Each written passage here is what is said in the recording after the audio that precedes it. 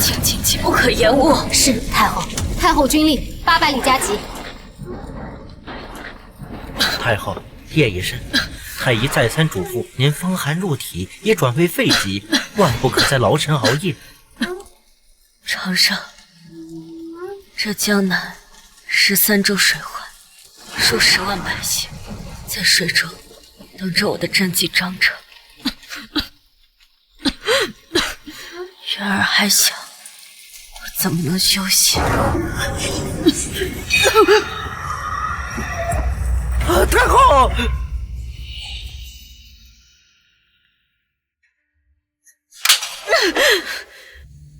这是何处？哀家的慈宁宫呢？哀家的身子怎么变年轻了？啊，姐姐怎么还偷上懒了？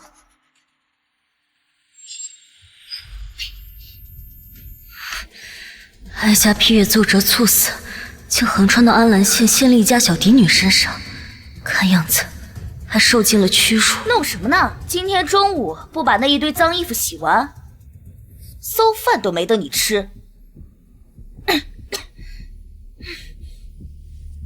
站住！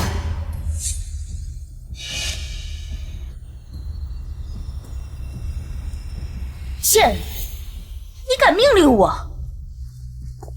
我乃嫡长，你乃庶出，我命令你有何问题？倒是你不懂尊卑礼教，对嫡姐踢打辱骂，都是你那个小妾娘教你的。这一巴掌教你尊卑有序。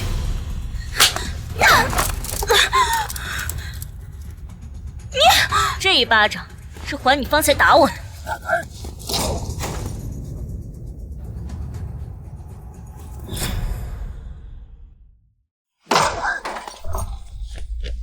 大清早的吵吵嚷嚷，成何体统？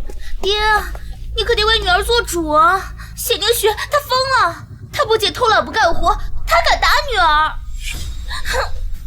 你这个孽障，还杵在这儿等死吗？要是误了进宫伺候三皇子的时辰，别说是你，就连你爹的项上人头也难保。哼，要不是你的八字旺三皇子，这等好事还能轮得到你？进宫伺候三皇子，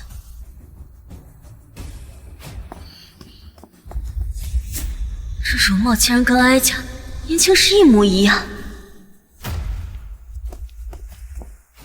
如今在位的皇帝是谁？与崇熙太后又是何关系？你魔怔了你？自然是崇熙太后亲孙怀瑾陛下。那林渊呢？他如今怎样？太上皇前年被病体缠身，退位后在宁寿宫静养。他，放肆！你怎么敢直呼太上皇名讳？渊儿病重，哀家必须立刻进宫。太邪门了，这眼神怎会如此摄人？想起了天子之怒，我竟然有种想下跪的冲动。皇室天威，岂容你妄议啊！要是再敢胡说八道，我现在就打死你个不知死活的东西！爹，跟他废什么话呀？赶紧把他送走。三皇子虽年幼，但最会管教不听话的下人。我听说呀，上个月三皇子的有一个宫女打碎了一个杯子，竟然被他送进了蛇窝。记住啊，你虽是嫡女，但却是我们谢家一个微不足道之人，八字好才得了这份恩典。你不是急着送我进宫吗？还不走？入宫后祸福子弹不要牵连谢家。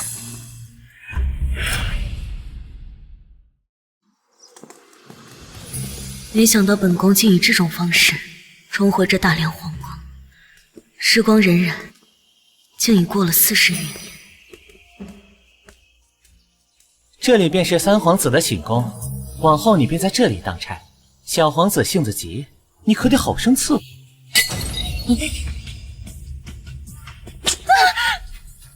殿下开恩了，饶了奴婢这条性命吧！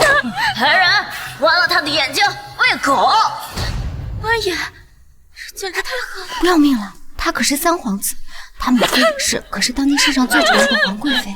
听说如今满朝文武至少有一半是贵妃钦点的，惹不起。可不是嘛，李贵妃的兄长李太师如今边权在望，连皇帝陛下都不敢轻易得罪他。殿下饶命啊！奴婢真的不是有意的，是你突然转身，奴婢才会这样的呀！小贱人，还敢顶嘴！抽死你！住手！明明是你自己转身撞了人，却还黑白颠倒，恃强凌弱，又是哪个找死的？看来这就是本宫的曾孙，真是个小混账东西。殿下贵为皇子，受天下供奉，不思体恤宫人，反当众行弯路鞭笞之酷刑，你对得起太祖先帝以人治国的祖训吗？放肆，还敢教训本殿下！来人，是，撕烂他的嘴，拔了他的舌头！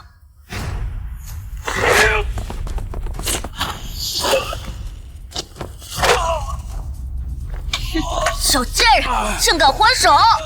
我不只敢还手，我还要替太祖皇帝教训他的跋扈子孙！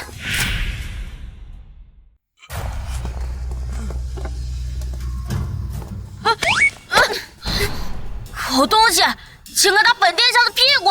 狗东西是吧？我让你狗东西！反了，反了！让你狗东西！让你狗东西！我让你狗东西！狗东西，反了，反了！都愣着做什么？快给我上！上！我看看谁敢上！根据大梁宫规第10条规定，皇子无故严惩宫人者，削爵减俸，严重者杖刑。所以，我打你几下屁股算什么？姐，她就是刚送进来那个姑娘吗？不是说是个穷山沟的小县令家的女儿吗？怎么这般霸气？这哪像是来做宫女的，简直是收债的祖宗！宫规是太祖爷爷定的，太祖爷爷都死了，现在这整个大梁皇宫都得听我的。你太祖爷爷是死了，但是今儿太祖奶奶我来了。让你跑，让你跑，让你跑，让你跑！谁把这个疯女人放进来的？还不快把她拿下！大胆！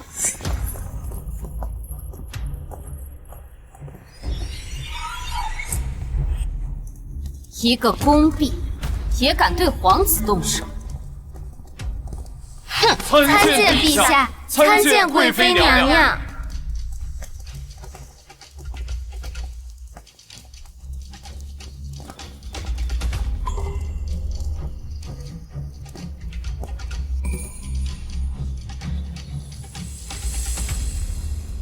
父皇母妃，这贱婢真是不知道发了什么疯。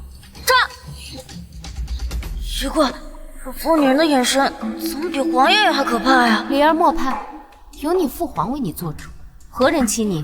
就是他，他今日敢打儿臣的屁股。打屁股？哪儿来的狗东西，竟敢打皇子的屁股？回娘娘，这位是安澜县令送进宫伺候三皇子的宫女。安澜县，她就是青天监说八字能旺整个大梁的安澜谢家嫡女。也不过如此，一个乡野丫头，亏得本宫还信了。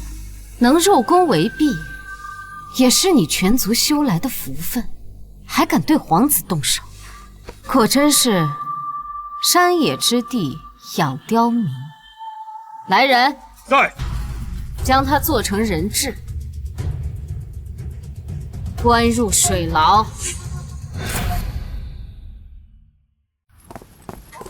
够了！莫非这就是渊儿的儿子，本宫的孙儿？可这显然一副被吸干精魄的傀儡，这岂是我宋家子孙？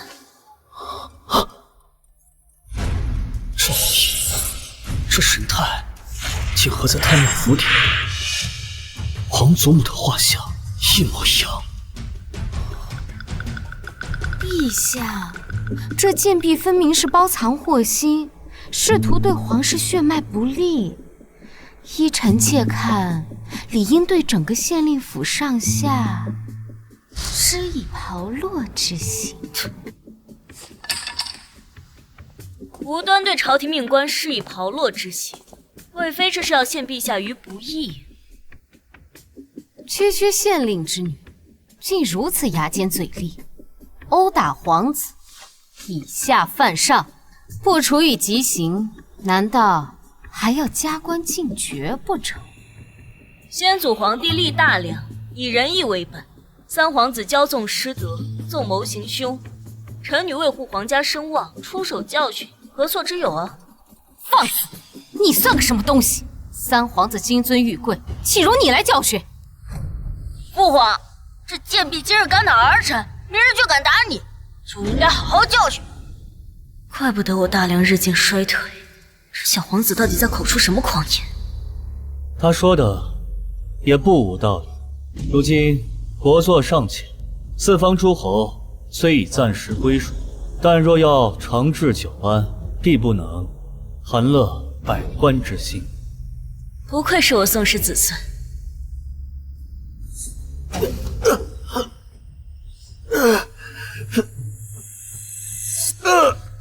真的头好痛。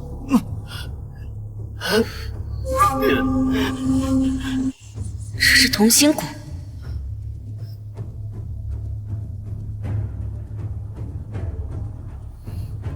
陛下可是在做决断时头会痛。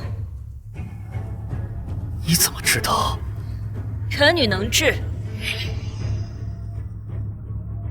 一派胡言，太医都束手无策。一个下等的婢女，竟敢在这儿妖言惑众！来人！臣女愿立军令状，3日内若治不好陛下的头疾，臣女愿受凌迟之刑。真的？就朕？臣女以性命担保。你的命不值钱。来人，将他关入水牢，3日后处死。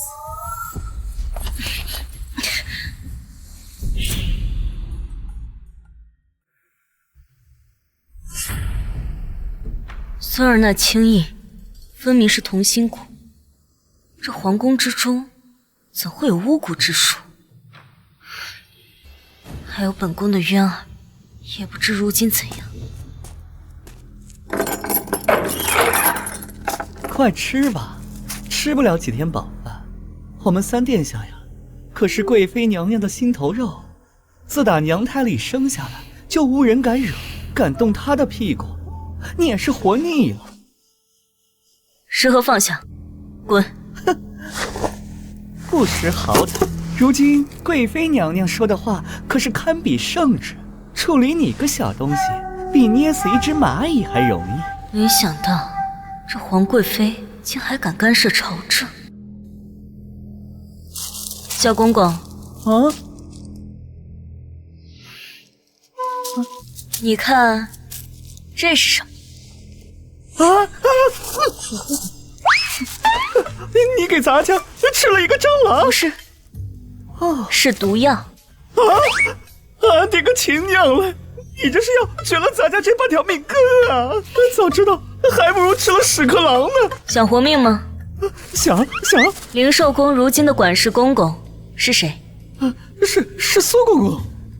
苏长胜，苏公公。正是。长胜，竟是那孩子，果然天助我也。你帮我送个东西给他。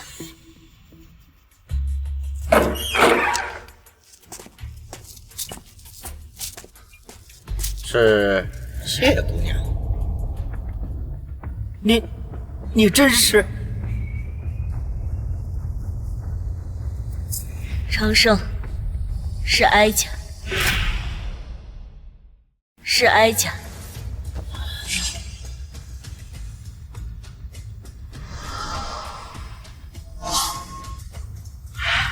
苏公公，请留步。何物？这是谢姑娘让小的交给你。竟敢在宫中私传密语，你长了几个脑袋？小的不敢。谢姑娘说，你一看就明白。哼！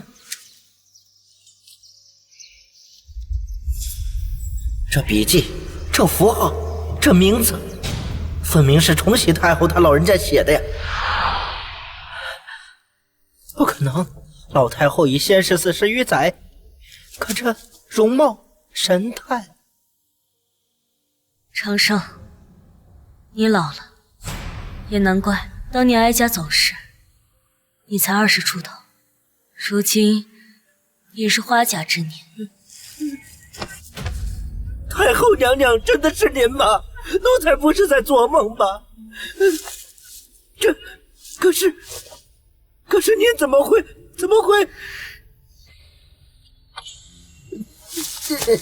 哀家也不知什么缘由，一睁眼，魂魄便到了这具身体里。长生，哀家需要你。娘娘，不管您是人是仙，您永远是奴才的主子。有事您尽管吩咐。好，长生，带哀家去见渊儿。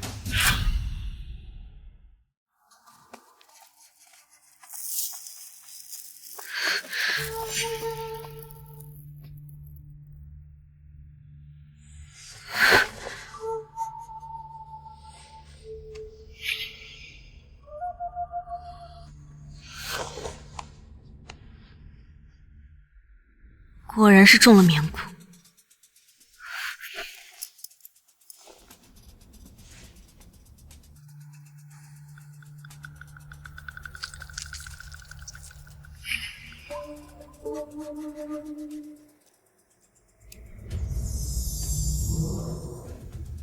必定是那毒妇所为呀！渊儿已无大碍，过些时辰便会醒过来。不过，你说这与那毒妃有关，是何意？娘娘您有所不知啊，自打皇贵妃入宫之后，也不知是用了什么妖法媚术，不仅让陛下对她唯命是从，就连太上皇健朗的身体呢，也一病不起。太医们束手无策，说是脉象古怪，似中毒。半年前，太上皇彻底不省了，如同活死人一般。原来如此，看来怀瑾中的同心蛊也跟这皇贵妃有关。同心蛊是南疆的一种邪术，哀家当年同太祖皇帝平定南疆时有所接触。此蛊阴毒，与施蛊者性命相连，可操控人的心智。怀瑾便也是中了这种蛊毒。我说近些年来陛下偷劫越发严重呢。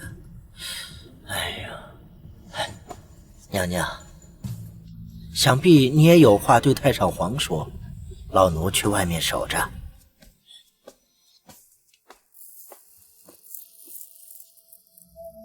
我的渊儿，你要回来了。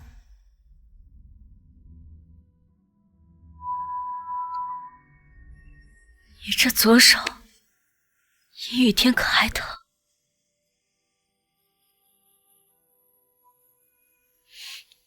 母后记得10年前你爬树，为了给母后摘个新开的樱花，结果从树上摔了下来，手腕骨头裂了。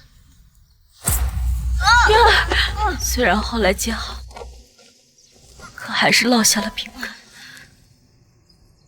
母后，儿臣只是想将开得最盛的一朵樱花摘下来，送给您。我的渊儿，母后还没来得及看你长大，你就已经老了。母后不在的这几十年，你一个人扛着大梁，很辛苦吧？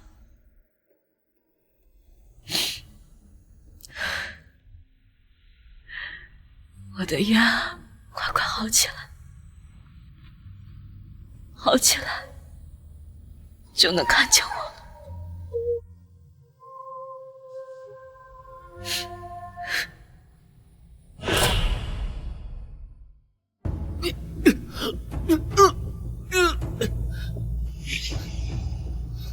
陛下，臣实在查不出病因，脉象时急时虚，怪至极，非药师所能及也。滚！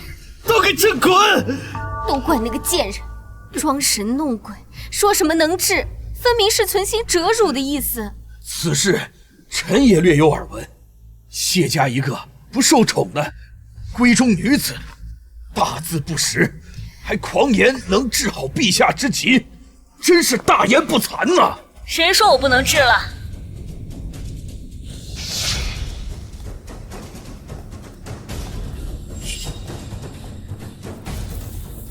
贱人，你不应该在地牢吗？谁准许你进来的？快把他扔油锅里炸了，炸他9族！陛下，谢姑娘是奴才带出地牢的，她说有法子治疗陛下的头疾，奴才深知有违公规，但念及陛下的龙体安危，终究是妄自做了主张，所有罪责奴才愿一力承担，任凭陛下发落。苏公公，本宫要提醒你，别以为太上皇往日疼你几分，你就能在这宫中无法无天，带一个阶下囚来面圣，你有几个脑袋？陛下，若愿信臣女，10日之内，臣女必将陛下的头疾治好。狂妄！老夫行医数10载，尚且一筹莫展，你一介女流，懂什么医术？学香眼偏方，就来宫中卖弄。你一筹莫展，那是你没用，跟我是男流女流有何关系？长得像崇熙太后，恐怕也是易容妖术。陛下，这贱婢定是别有用心，陛下切勿被他所迷惑，说不定他是敌国派来的奸细，想要加害于陛下。谢家嫡女，你有何可说？陛下，你左耳后的青印是否每逢头痛便鼓动发烫？是否只有在皇贵妃身边时才会略有舒缓？这头疼之症是否自皇贵妃进宫后不久便发作，并日渐加重？这女子说的每一条全中了。陛下，他这是诅咒，快杀了他！陛下，您这头痛不是病，是蛊。什么？是蛊？这巫蛊之术早已列为宫中禁忌，怎么会有蛊？此蛊名为童心，并非无解，只需找到母蛊，引出体外，头痛立减，神志自清。真能！陛下，头痛之症复杂多变，连千金方、伤寒论都未有定论。此女未施任何诊疗，便妄断圣体染蛊，绝非良善之辈呀！父皇，别听她的，她是坏女人，她说的都是假的，不能让她伤害父皇，快把她抓起来！巫蛊之说荒诞不经，且牵连甚广，若放任，谣言扩散，空应朝野动荡，还请陛下即刻命人将其拿下，由大理寺核查。妖女谢凝雪，伪造八字，蒙混入宫，危害皇室，意图谋害圣体，罪不容诛，就地正法。儿臣请父皇下旨，将此妖女就地正法。住手！朕看谁敢动她！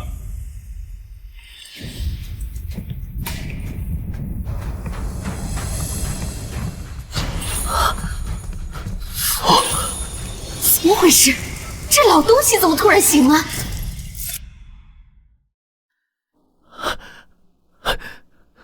父皇，您醒了。所有人退下。父皇，她是妖女。退下。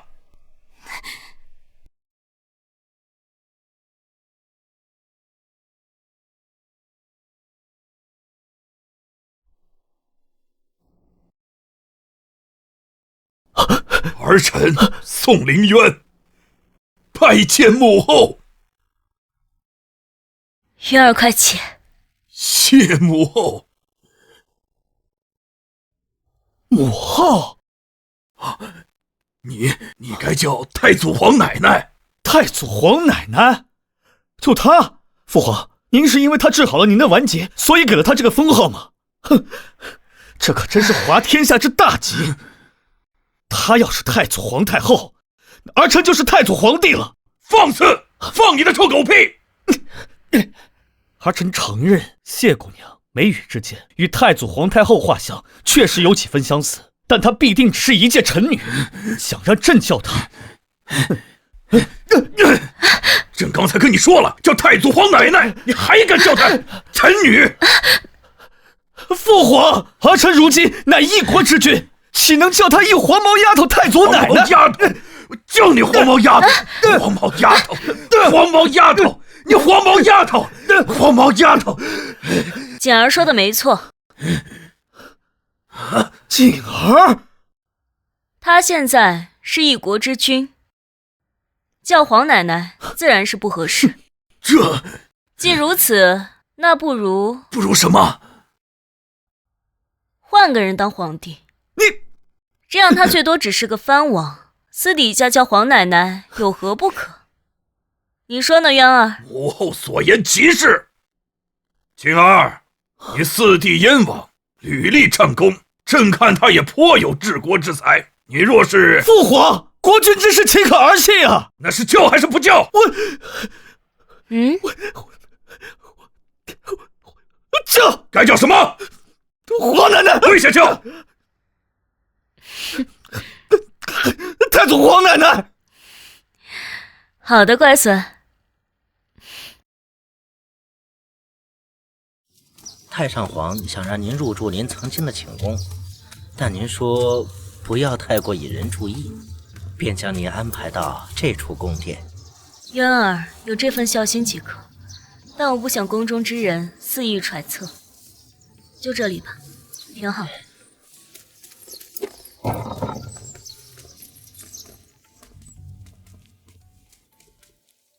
对了，长生，你知道我为何会被安排在三皇子宫中吗？按理说，我这副身体，也就是谢凝雪，他父亲只是一个县令，就算入宫当职，也不应该会被分配在三皇子宫里。应该是皇贵妃故意安插的。王贵妃，今年宫人入宫当值，各地官家都将自己府里的女眷送入宫中。六府按照惯例，将这批女眷的八字送去钦天监，选出八字与皇宫匹配的女眷。结果您知道怎么了？怎么了？钦天监算出其中一位女眷的八字不但能旺大梁后宫，甚至能旺整个大梁。你说的不会是我吧？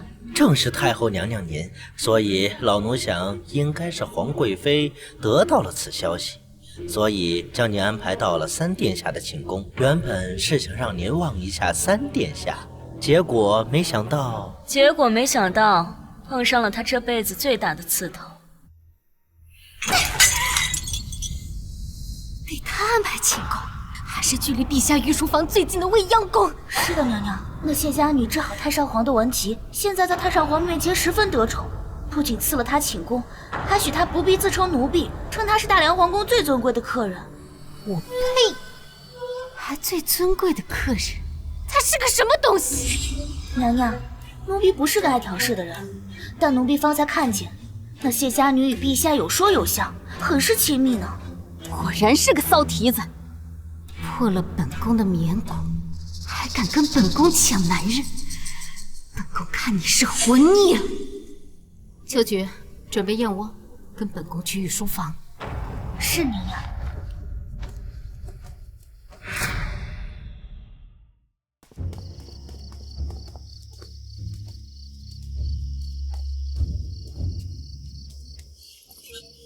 陛下有旨，今夜事务繁忙，谢绝任何人打扰。瞎了你的狗眼了！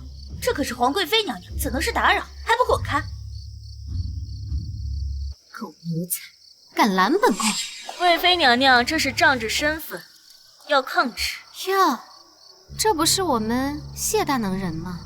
本宫教训一个不懂规矩的奴才，也轮得到你插嘴？就是。陛下每晚都要吃我们家娘娘做的燕窝才肯睡觉，这个狗奴才拿着鸡毛当令箭，要是耽误了陛下吃燕窝，10个脑袋都不够赔的。你敢打本宫的奴婢？你一个宫女，竟敢当众辱骂陛下的当朝侍卫是狗奴才！贵妃娘娘若是教不好奴才，那我便来教。你贵为大梁皇贵妃，理应恪守宫规，替陛下分忧，而你却在这里纵奴放肆，还想硬闯御前。就是再好的燕窝，也是惊扰圣驾者。好一个恪守宫规，替陛下分忧。那你这深夜守在陛下寝宫外围又是何意？本宫警告你，休要用你那狐妹子的手段勾引陛下。狐妹子，贵妃娘娘，天冷了，添件衣服吧。小贱人，别以为有太上皇做靠山，你就有资格跟我叫嚣。咱们走着瞧。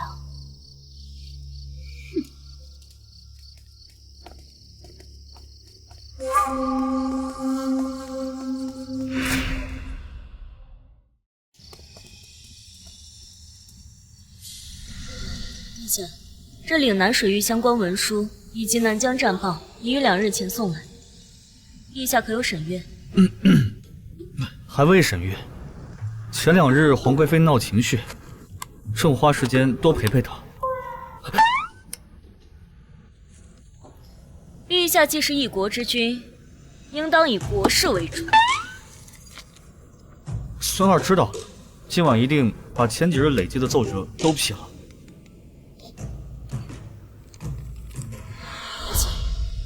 你可别怪祖母心狠，你如今已经登基，这肩上扛着的是整个大梁。娘娘，长胜，你怎么来了？入冬了，夜里降了寒气，太上皇担心您着凉，专门让老奴给您宫里送件披风。正巧遇上当值的小太监，说您在这儿。渊儿有心了。方才您是跟皇贵妃起争执了？您今天与她起了争执，往后怕是要多费心思。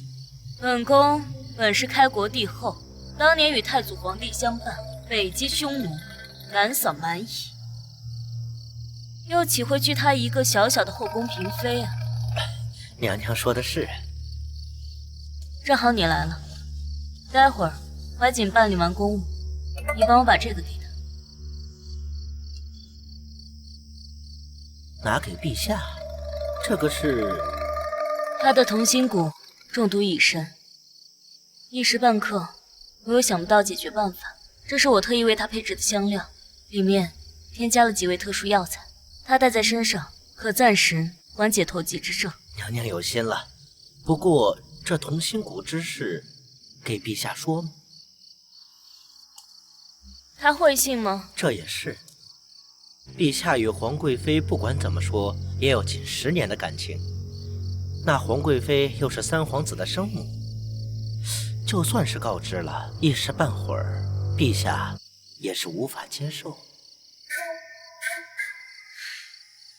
你说，本宫怎么就有这么一个恋爱脑的孙子？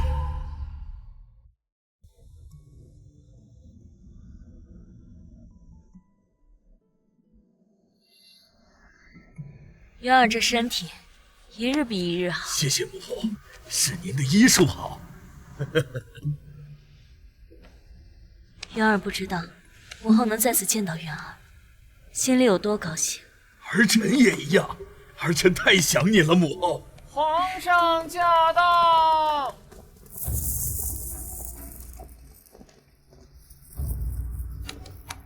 祝太上皇福寿安康。好了好了，平身吧。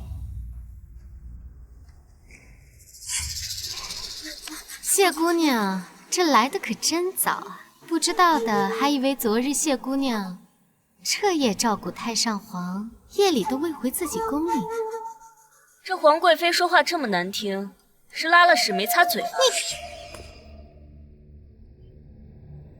医术这般精湛的谢姑娘，日夜在宫里悉心照料，为朕施针用药，朕已经好了许多了。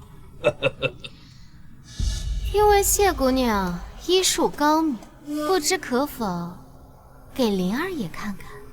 灵儿怎么了？回太上皇，灵儿这些日子总是夜惊，巫医来看过了，说是灵儿宫中近日入了邪祟，惹了皇家圣体。既是邪祟，那我治不了。本宫还真当谢姑娘医术通天，能治百病。如今看来，能治好太上皇的病，怕也只是撞了大运罢了。巫医和医术本就是两条截然不同的道路，可能皇贵妃在这方面有些无知吧。既然你这么想让我治，那我便试试。哼，小皇子这屁股还疼吗？你这个坏女人！你给我过来！这才乖嘛！你想怎样？你母妃说你邪祟入侵，针对这个症状，我有一个很好的解决办法。什么？从今日起，谢绝人间饮食，一日3餐只喝符水3碗，熬成1碗，温水送服。7期49日之后，便邪祟不侵。本殿下才没有邪祟入侵，才不要喝符水。可是你夜惊了。本殿下才没有夜惊，我一觉能睡到太阳公公出来。王贵妃，你儿子说他睡眠好得很，若真是有什么问题，那便是教育上的问题，而非身体上的问题。你算个什么东西，也配妄议皇室贵胄的教育？三皇子目中无人，口出狂言，连最基本的礼数都没有，这难道不是教子无方？难道等他日后变成纨绔子弟，丢了皇家脸面，你才肯承认？大胆！本宫出身名门，自幼受大人所教。你一个乡野出身的粗鄙女子，有什么资格质疑本宫教子？本宫看你是活腻了。滚开！你这个坏女人，我才不要你教。听见了吗？连孩子都知道你不配。别以为太上皇高看你一眼，你就能蹬鼻子上脸。本宫今日就教教你何为规矩。贵妃，多注意你的言行。陛下，他屡次污蔑臣妾，如今连灵儿都要污蔑，难道你也要纵容他吗？太上皇，三殿下天资聪颖，若没有正确的引导，恐怕日后会误入歧途。臣女请命，愿亲自教导三殿下读书明理，修身立德。你做梦！太上皇怎么可能让你一个见识浅薄、狂妄自大的宫女来教导皇子？怎了？这太上皇，你怎么了？这老东西脑子里有屎吗？谢姑娘远见卓识，胸怀韬略，朕完全信任你。从今往后，三皇子便交由你亲自管教。陛下，灵儿可是您的亲生骨肉，您真的舍得将她交给那个居心叵测的女人手里？父皇，这事是否在意？不必，传朕口谕，封谢凝雪为太傅，今后专司教育皇子之职。谢太上皇，臣女定不负所托。臣妾不服，她只是个小小宫女，怎能当太傅之位？这简直荒唐！荒唐！朕看来比教的好儿子更为荒唐。三殿下，从明日起，每日辰时到未央宫报道，迟到一刻，戒尺10下。一个小小的贱婢，还敢对本皇子发号施令？父皇、母妃，你们都被这个坏女人给骗了！放肆！朕看你是越发没体统。身为皇子，不修德行，出口恶言，甚至还想对谢太傅动手。太上皇息怒，灵儿年幼害怕，只是被吓到了。年幼，朕像他这么大的时候，也会背诵《资治通鉴》了。太祖皇帝像他这般年纪，也会骑马射箭，上阵杀敌了。你呢？除了会仗着自己的皇子身份，到处耀武扬威之外，还会做些什么？凤灵儿，从今往后，谢太傅亲自管教你，教授你学识，管你的言行举止，你认还是不认？我认。大点声，朕听不到。当然认了，我也跟着谢太傅学习课业。如此便好，退下吧。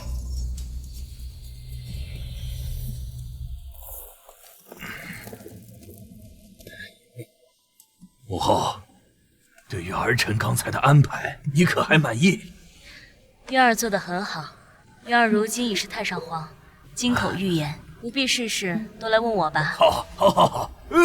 苏公公，把今年新进贡的云雾茶，还有东海珍珠粉，还有御膳房里各种好吃的点心水果，拣最好的都送到未央宫去。是太上皇，老奴这就去办，定会让太后娘、谢太后事事舒心。景儿，打开内库，把那柄前朝的白玉如意，还有夜明珠，还有，反正不管什么稀罕玩意儿，挑最好的，能配上皇祖母身份的稀世珍宝，都给他送过去。是，父皇。好了，渊儿，你的心意我领了，但这些身外之物就不必往未央宫送了。母后，为何呀？难道这些凡物入不了您的眼？没关系，您说，您想要什么尽管说，儿臣一定给您送到。我都是活了2世的人，见过最极致的富贵，也见过最痛彻的离别。金银珠宝、珍馐美食，于我而言不过是浮云。我唯一想要看到的，便是我的子孙后代，堂堂正正，顶天立地，能看到怀瑾勤政爱民，成为一代明君，看到灵儿被引回正途，未来成为大梁国的栋梁。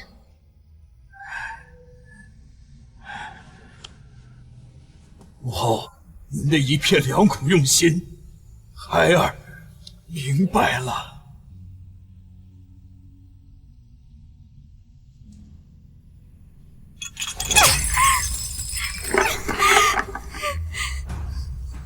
谢凝雪，本宫势必与你势不两立。母妃，就让他这么欺负我们吗？灵儿，你看到了，今日之辱都是受那小贱人所赐。太上皇偏心，就连你父皇都……灵儿，你记住，从明日起，在未央宫注意他的一言一行，暗中找个机会，一个能彻底将他打入地狱，永世不得翻身的机会。灵儿都听母妃的，一定要把这个坏女人给赶走。哼，赶走？太便宜他了。他不是仗着那点医术和太上皇的宠爱，还妄图与本宫争宠。本宫势必要让他死无葬身之地。今日读《论语》为政，为政以德，譬如北辰，居其所而众星共之。三殿下可知何解？皇帝应该被大家围绕着。北辰不动而众星环绕，寓意是，若君王以德治国，群臣则自然依附，而非让你像块木头一样呆着不做。哦，就是说，皇帝只要有德行，不要乱来，别人自然会听你的。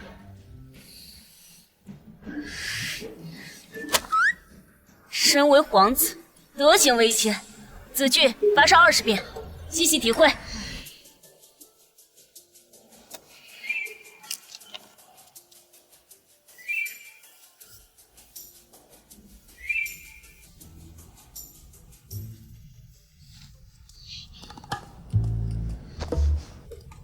女人，看你这次怎么死！朕的头疾越来越重。陛下，该喝药了。还有些奏折未批复，区区几个奏折，待会儿臣妾帮你批复就是了。好吧。这是谢姑娘今早熬的安神汤，说是对治疗头疾有益。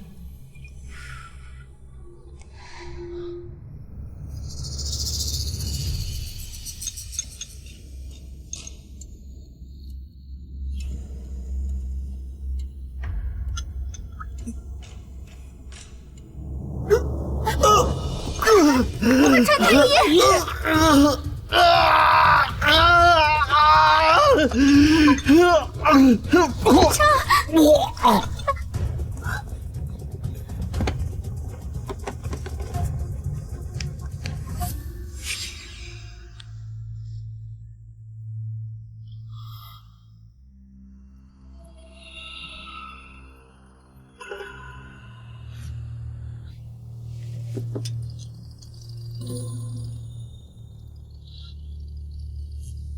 陛下，这是中毒之象啊！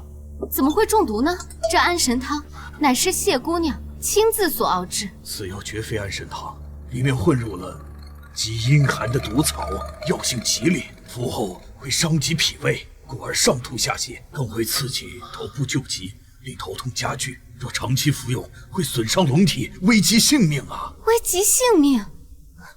难道说是谢太傅要谋害于陛下？谢太傅不可能谋害朕。一个乡下来的野丫头，整天神神叨叨的，有什么不可能？说不定早就被倭国收买了。陛下，臣妾听闻有些毒物需要配合特殊的香料才能维持药性。为了陛下的安危，请立刻下旨彻查相关人等居所。去查。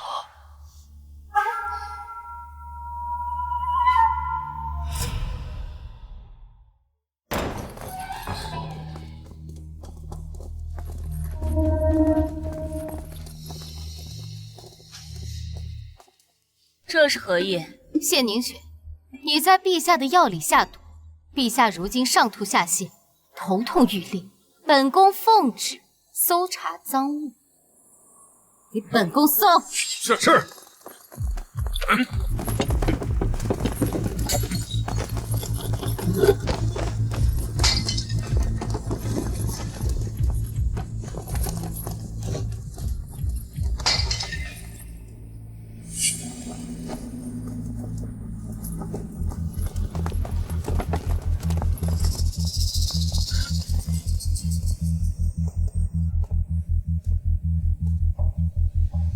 这是何物？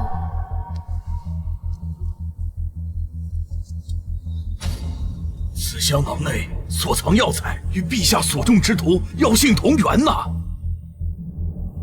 谢凝雪，陛下待你不薄，太上皇更是对你信任有加，为何要下此毒手？贵妃娘娘亲眼看见我下毒了，人证物证俱在，休要狡辩，谋害天子，罪当问斩，你可认罪？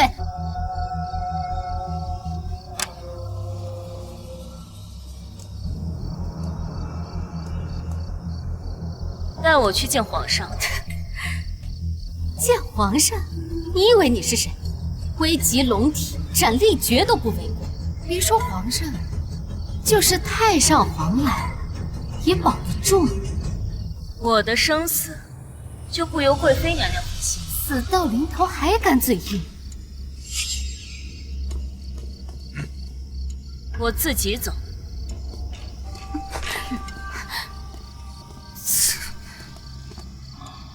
陛下，这是从他屋里搜出来的，太医已验过，这里面的药材与药碗中的残渣成分一致，是导致陛下中毒的元凶。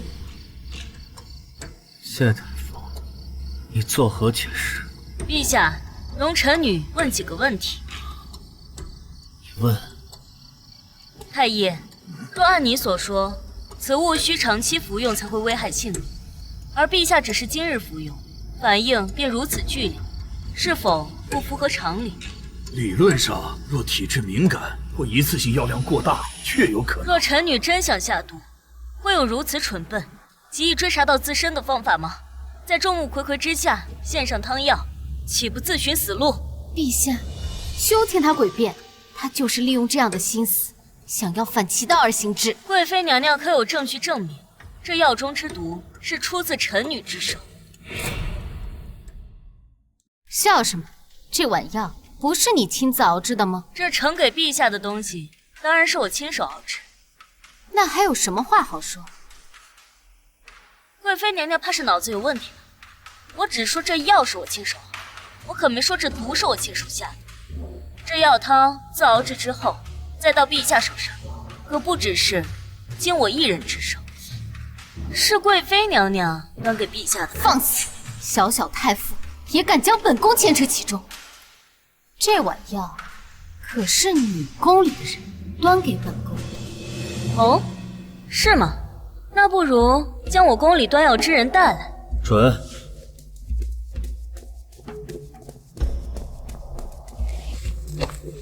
奴婢冬梅见过陛下，见过贵妃娘娘。冬梅，今日陛下这药可是你亲自端给本宫的？贵妃娘娘，正是。谢太傅熬制好汤药后，让我端来寝宫，恰巧遇到了娘娘，奴婢就交给了娘娘，娘娘又端给了陛下，奴婢就回宫了。这谢太傅将汤药给你之时，可有什么特别之处？没有。哦，谢太傅似乎有些紧张，还特意叮嘱我不要与旁人交谈。哦，还让我看着陛下喝下。行了，你下去吧。是。慢着。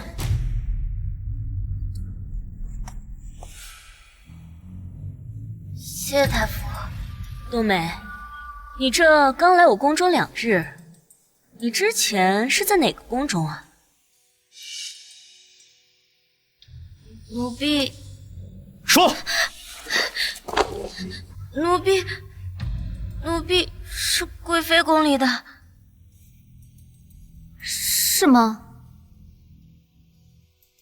前几日太上皇给谢太傅赐宫院，本宫想着谢太傅初来乍到，无人可用，便叫秋菊点了几个机灵的宫女过去，没想到这冬梅就是其中一个。王贵妃定是极宠你的吧？没有，奴婢只是个不起眼的才艺，娘娘都不认识我了。这样，那这是什么？谢太傅，这是奴婢进宫之前娘亲给的，丢不得。很是精致啊！冬梅进宫之前，家中很是富裕吗？这珠钗样式虽简单，质地却是上乘，一看就是不俗之物啊。这是什么？贵妃亲赐。原来这是贵妃娘娘赐给冬梅的呀。是吗？本宫素来大方，宫中奴才甚多，赏赐了谁，赐了些什么，本宫哪里记得？这珠钗很是别致，我记得贵妃娘娘宫中的秋菊有一只一模一样的吧？贵妃娘娘还真是个好主子，对心腹还真是一视同仁啊！休得胡言！啊，陛下，这珠钗还能打开？这是什么？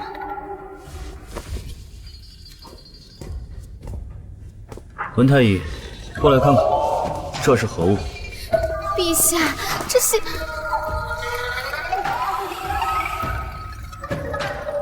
陛下，此粉末与香囊毒草药丸里的残渣完全一致啊！且这银簪质地特殊，凹槽恰能藏住毒草粉末。若用此簪调取粉末混入汤药，外人绝难察觉，可谓是天选的藏毒利器呀！好你个冬梅，竟敢私藏毒物陷害陛下！来人！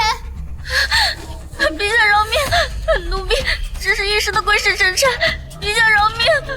娘娘饶命！陛下，念在冬梅，冬梅别怕，你又不是最终的始作俑者，陛下自会开恩的。谢太傅这是何意？陛下，这是宫里药材库的账目，上面记录近2日有一位名为幽兰锦的阴寒毒草出库记录，领用人是贵妃娘娘宫中的秋菊，理由是用来腌制咸菜除虫。可贵妃娘娘宫中从未腌制咸菜，而此毒草除了用来制毒，绝无其他用途。温太医，谢太傅所言可是事实？陛下，这幽兰锦确为阴寒毒草，且陛下的药碗残渣中也的确有这一毒物啊。而昨日，秋菊借着宋三殿下来我宫中修课业的由头，与你在无人之处耳语了金一盏茶的时间，对吧，冬梅？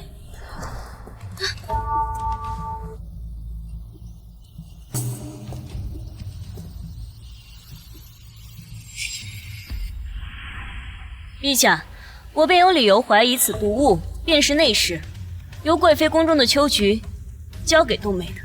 放肆！朕等秋菊带上来。请陛下明察，奴婢只是几日没见到冬梅，有些思念，便多说了2句话罢了，何来交换毒物一说啊？陛下，秋菊跟随臣妾多年，忠心耿耿，断不会做出如此大逆不道之事。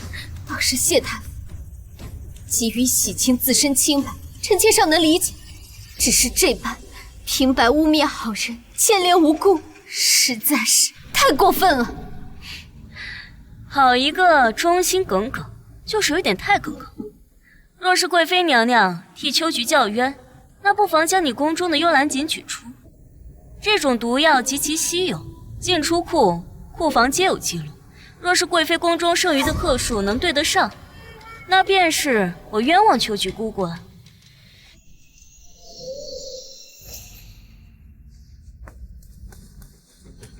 父皇，这怎么能怪秋菊姑姑啊？明明是这个坏女人把胶囊藏在被子里。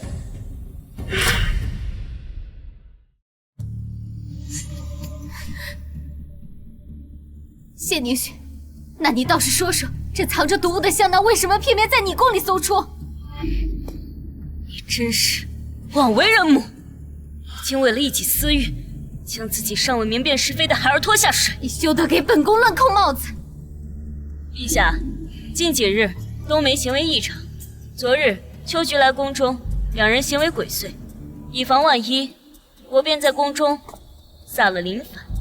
若是有人将这香囊藏到我的被中，这人此刻身上必沾有灵粉。但凡沾有灵粉者，陛下一查便知。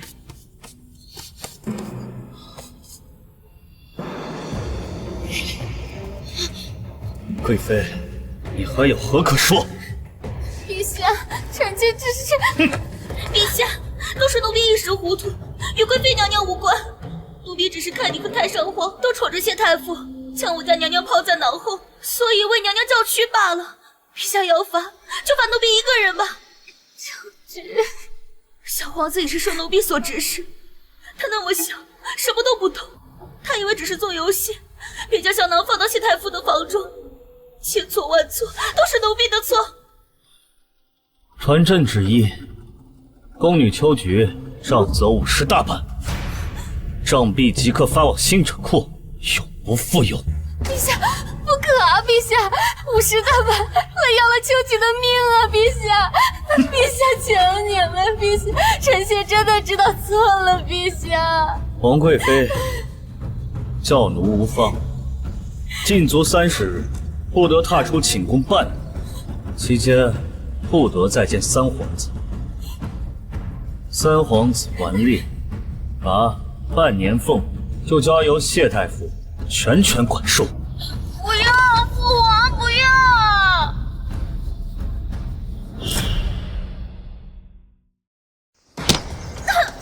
陛下看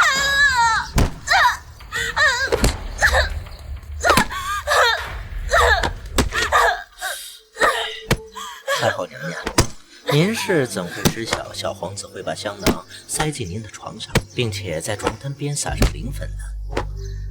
哪有什么灵粉，我随口胡诌的。啊？其实灵儿本性并不坏，只不过我没想到皇贵妃竟能为了一己私欲，唆使自己的亲生骨肉去做这般栽赃陷害之事。你去哪儿？去拉屎。去吧，快点拉完回来读书。知道了。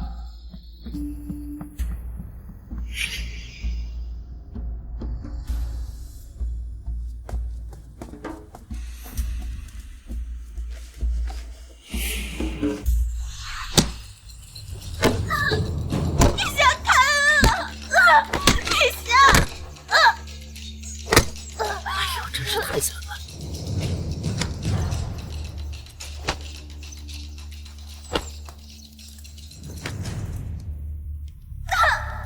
娘娘救我！秋菊，是你吗？秋菊，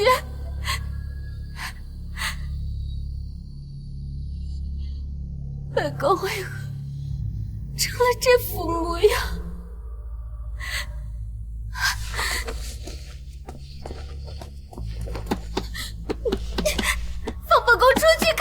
娘娘别拍了，陛下有旨，您需要在禁足30日，不得外出。不行，我要去杏枕库看望秋菊。可妈，不用了，秋菊姑姑已死，刚被人就乱葬岗。就是你！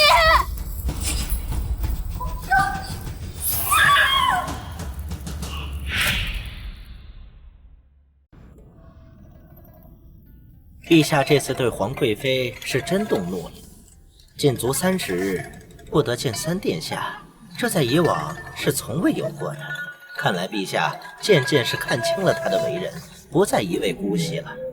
李氏作为后宫妃嫔，恃宠弄权，扰乱后宫，更是借着为陛下代批奏折之举，私下与前朝大臣进行官职买卖。我必须要让怀瑾看清他。太傅，谢县令与二小姐谢玉娇求见，说是您的家人。哦，他们怎么来了？都差点忘了，原来还有个黑心爹和庶妹在。哈哈哈！哎呀，哈哈哈！哎，好啊，哈哈哈，好啊！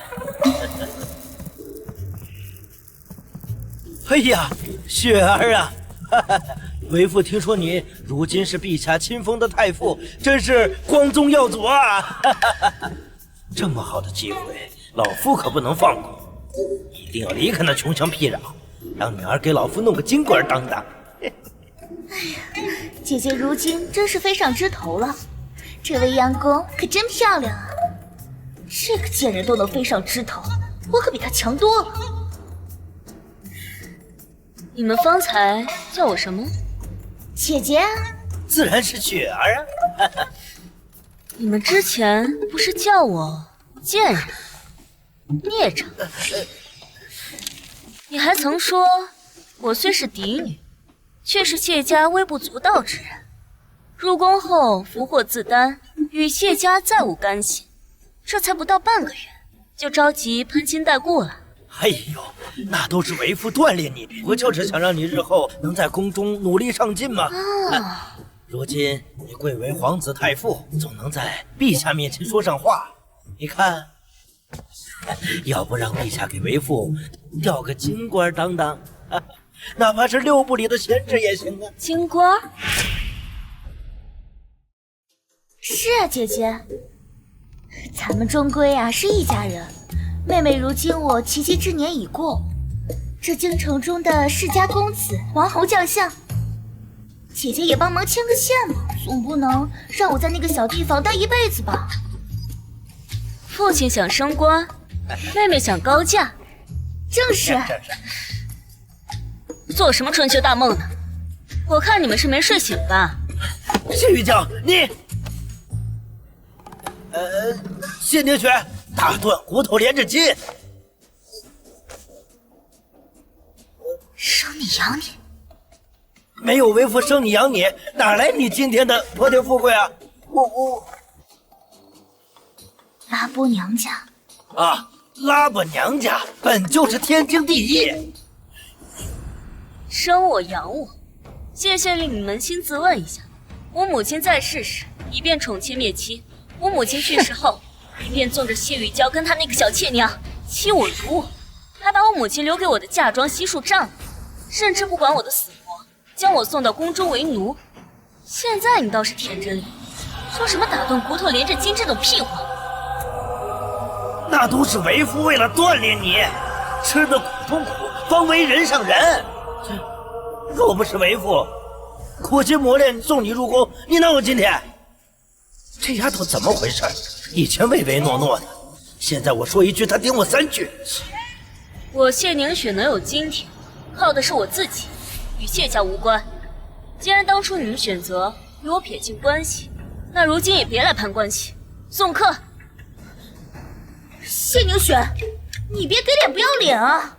没有谢家，你算个什么东西啊？我算什么东西？我是太上皇亲封的太傅，是皇子的师长。你说我算什么？哼，谢县令，谢姑娘，请吧。谢太傅还要教导皇子功课，不便久留。有什么了不起？你能爬上那个位置，我也能。哼，气死我了！他是个什么东西？凭什么在我面前耀武扬威？等我日后攀上高枝，眼皮眨一眨，必让他跪着求我。站住！东西放下。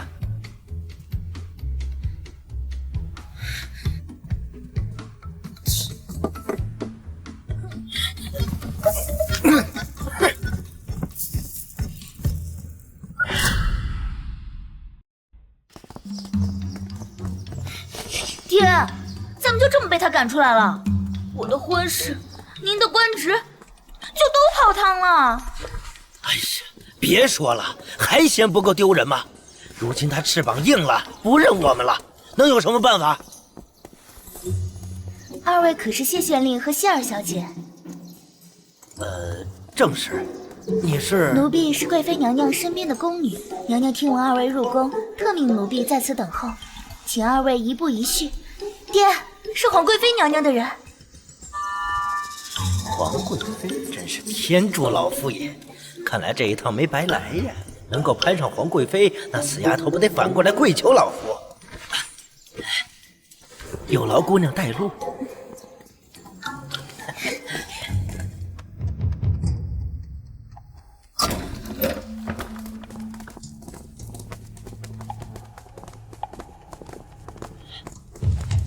参见贵妃娘娘。赐座。谢娘娘。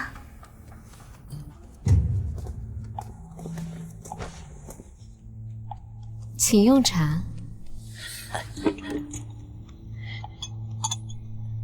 本宫听闻谢太傅的家人入宫，想着终究是谢姑娘的骨肉至亲，特意请二位过来小奏。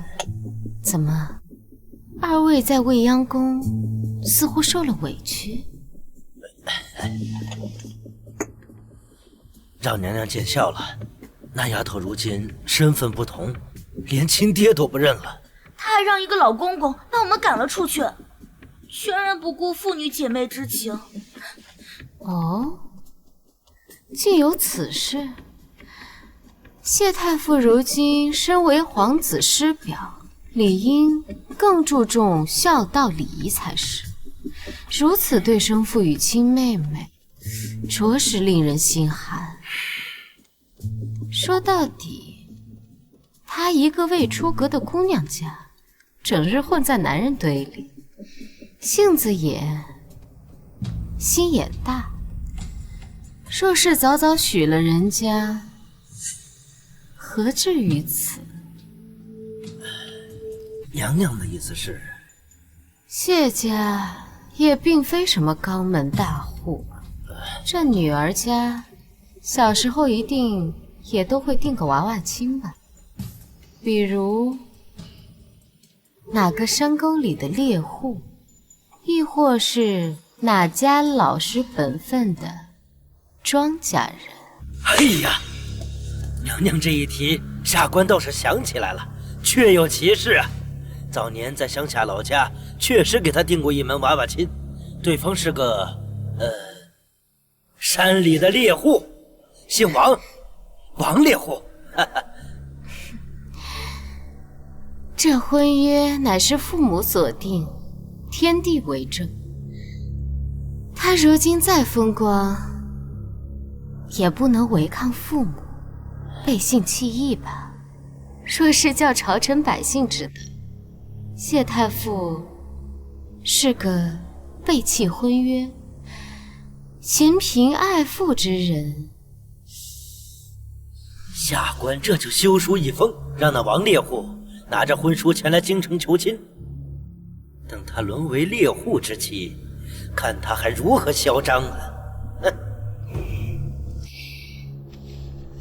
本宫也是为谢姑娘的清誉着想，这女子还是要相夫教子，恪守本分。谢县令，你说呢？是，娘娘金玉良言，下官知道该怎么做了。谢县令果真是深明大义。是。来日京中若是有官职空缺，本宫定会向陛下举荐于你。哎呀，多谢娘娘厚爱。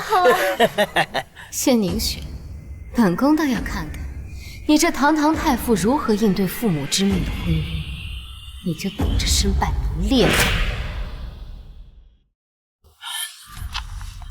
陛下，小女自幼与王家指腹为婚，白纸黑字婚书为定。如今她背信悔婚，王家闹到家里，下官不知如何是好，还请陛下做主啊！草民亡我，求陛下为草民做主。谢凝雪是草民的未婚妻，求陛下成全啊！陛下，谢氏虽为女子，不守婚约便是失德。如今更是借助太傅之位，混淆纲常，此风断不可长，请陛下罢黜太傅之位，令其归家待嫁。臣附议，如此悖逆妇德之人，岂能教导皇子皇孙？人之初，性本善，性本善人。我都翻了半个时辰的书了，就不能吃点点心吗？大嘴巴子，你吃不吃？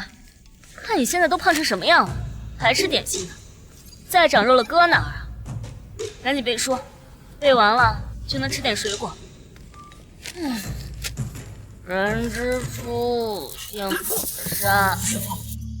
何事如此惊慌？谢县令他，但说无妨。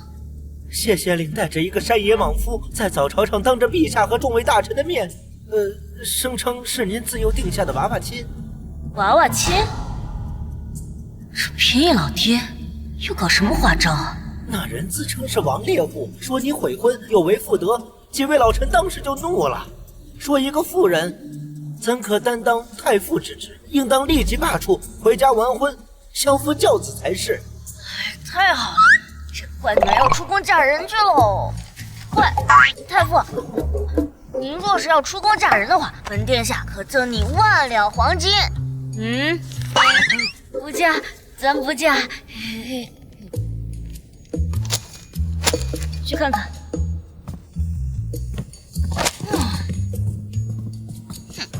等着瞧。臣等附议，恳请谢太傅辞官回乡。什么时候一个太傅的婚嫁私事也能引起前朝的轩然大波？参见陛下。太傅，谢太傅，你可知谢县令与王猎户所言之事？回陛下，臣女便是为了此事而来，只是不知父亲，也就是谢县令口中的指腹为婚，是哪一年哪一月有哪一位亲戚的见证下定的？自然是你5岁那年在重阳老家定的，那时你母亲还在。王家是隔壁村的猎户，家境虽一般，但老实本分。其母姚氏又有心撮合，你母亲和我便同意了这门亲事。有时间，有地点，又有父母之言，这谢太傅果真是早有婚约在身呐。父亲，你确定你说的没错？如此大事，为父怎会记错呀？雪儿呀，为父从小就教导你，身为大梁子民，要诚实守信，不可贪图富贵荣华。你还是跟为父一同回乡，与王氏履行婚约吧。是吗？回禀陛下，臣女3岁那年，母亲确实尚在，但父亲却在臣女3岁那年调任安澜县县丞。次年，我与母亲便举家搬迁至安澜县，此事吏部一查便知。又何来在臣女5岁时，在老家重阳被指腹为婚一事？啊，那是下官记错了。不是5岁那年，婚约是3岁那年定下的。一会儿5岁，一会儿3岁，谢县令你可真是随意啊！我母系一族书香门第，最是追求门当户对。若我母亲在世，又岂会让她那唯一的女儿在幼年之时与一猎户之家指腹为婚？休想抵赖，我这儿有婚书。陛下，草民虽是猎户出身，比不得谢太傅的出身名门，可不敢信口雌黄呀。这是当年定下的婚书，这是当年谢县令定下的签字画押。哎，对，将婚书呈上。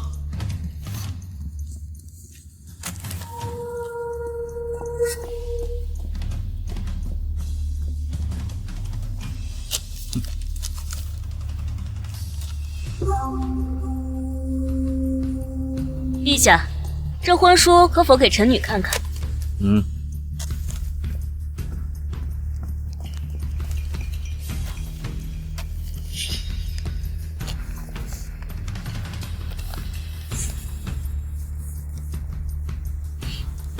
陛下，诸位大臣，你们看这婚书，纸张边缘光滑，字迹虽旧，却毫无重铸霉变的痕迹。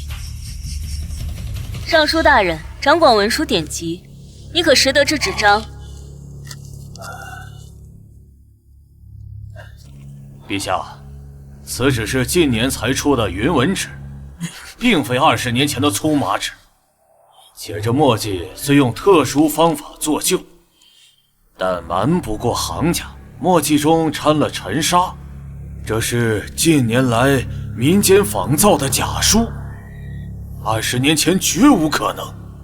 王猎户，你说这婚书是20年前定下的，可你怀中这云纹纸是3岁孩童便知是今年新纸，你且说说是如何做到让20多年前的人在这新纸写下婚书？还是说是你与谢县令串通好，伪造婚书，蓄意污蔑我的名声，想让我放弃太傅之位？大胆！谢县令，你有何话说？陛下，下官没有啊，是王猎户，是他骗了下官，下官也是一时糊涂啊。糊涂？谢县令怎会糊涂呢？在我入宫之前，父亲可是从未把我当女儿看待。如今我进了宫，成了太傅，得了圣宠，便立即入宫，求我为你谋取京官之职。如此精明细算，父亲怎么会是糊涂？谢县令，何有此事？陛下，我太想进步了，太想进一步孝敬陛下了。下官有罪，有罪呀！回陛下，在谢县令的恳求被臣女拒绝后，他便转头与王猎户伪造婚书。今日若不是尚书大人识得纸张公义，臣女恐怕就要被他们污蔑为虚荣失信，继而被陛下罢黜官职，遣返回乡。臣女恳请陛下查明真相，还臣女清白，以正朝纲。谢县令，你身为朝廷命官，不思报国，反而勾连外人伪造婚书，污蔑皇子太傅，你可知罪？臣知罪，知罪。陛下，草民都是被谢县令所逼，这婚书是他给我的，他还让我将谢太傅闹下官职，就给我50两银子。草民一时贪财，求陛下开恩呀！陛下，谢太傅清白可证，谢县令与王猎户串通，伪造婚约，污蔑朝臣，应当严惩。臣附议。传朕旨意，谢县令勾连外人，污蔑朝臣，免去安南县令之职，贬为庶民，永不录用。王猎户贪财构陷，杖责30，流放3000里。陛下，陛下开恩呐！陛下，我错了，陛下，不好了，不好了，不好了！陛下，不好了！大宛国使臣已经抵达陈江，明日便要入宫面圣了。大宛国竟来得如此快！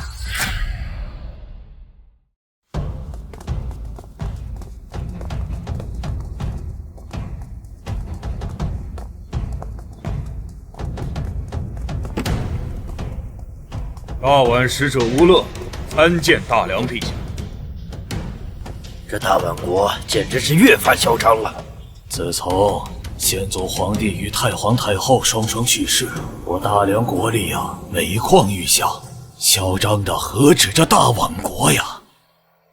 吴乐使者，如今未到上贡朝拜之日，使者此番前来，所谓何事？昔日听闻大梁乃天朝上国，今日吴乐特带来一物，想请陛下和诸位大人品鉴。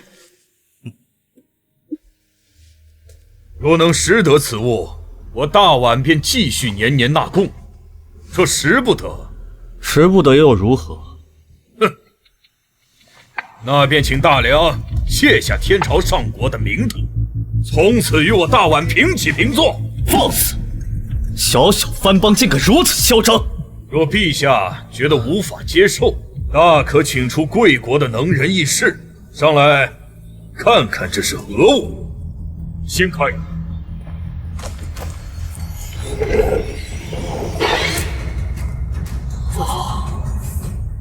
这是没见过。怎么样，陛下？你们国家有人能认识此物吗？诸位爱卿，有谁能识得此物？朕重重有赏。这是何物？啊，这到底是何物啊？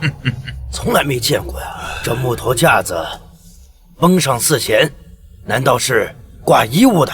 不像，此弦看着颇为结实，或许是兵器呀。想当年你们太祖皇帝和太皇太后横扫诸国，创立大梁，何等的威风！没想到子孙后代个个如此这般蠢钝无能，没有见识，怪不得你们大梁国力日弱。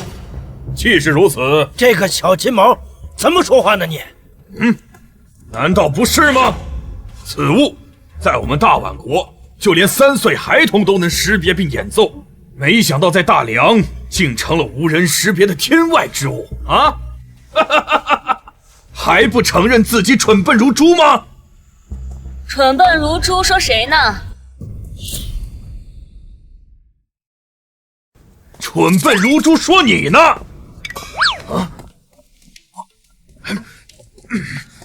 原来是头蠢猪在说我。太傅大人，太傅，原来大梁果真无人可用，女子也能当太傅了。大宛使者远道而来，却如此轻视我大梁臣民，怕不是忘了当年是谁助你们击退漠北蛮族，保全族人的？祖父曾经提过，当年漠北之战，大梁太祖皇太后给予了莫大助力，但此事多年无人提及。眼前这个女子，她怎会晓得？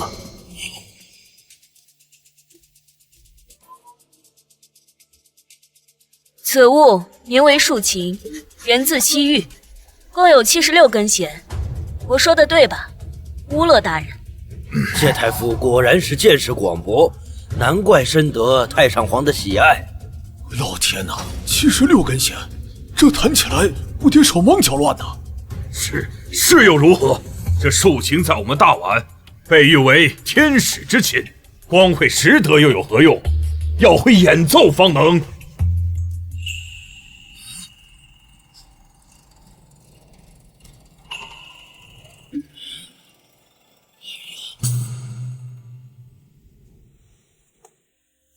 此琴不仅可以用于奏乐，还可通过特殊旋律传递信息。当年西域部落便是用它在战场上调度士兵。使臣说，我大梁没有人能识得此物，未免有些太小觑我大梁底蕴了。不过是近些年朝堂专注内治，未及彰显往日雄风。倒是让使臣误会了，当年你祖父被困漠北，是我大梁太皇太后率轻骑驰援，助他杀出重围，并赠予粮草军械，大宛这才得以休养生息。两国便从此定下规矩，大宛为附属国，年年纳贡，大梁则庇护其安危。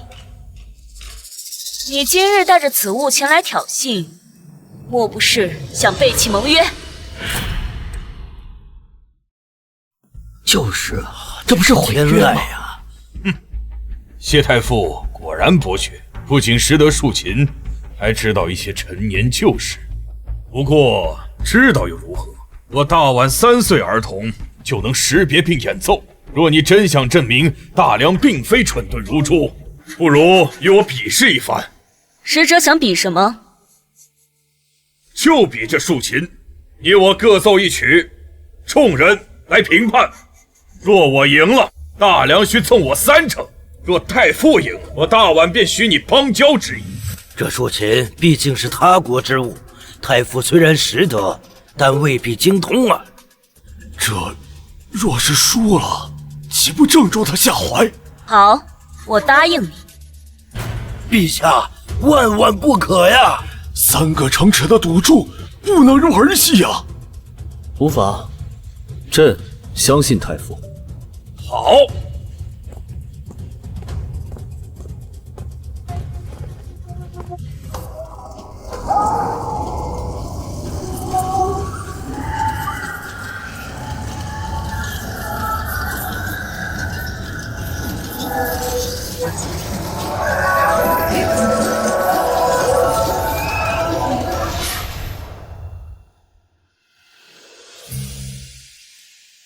此曲名为《风沙行军》，是我大宛勇士出征必奏之曲。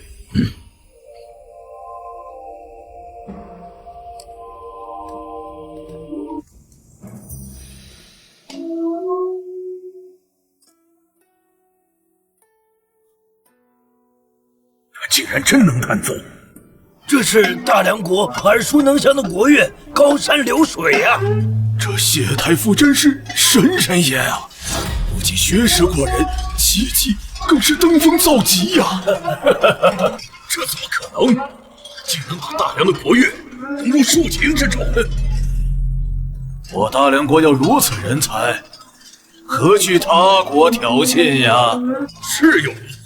这位谢太傅的情谊虽说上乘，但我的飞沙行军未尝不是气势磅礴。罗大人，快看，快看呐！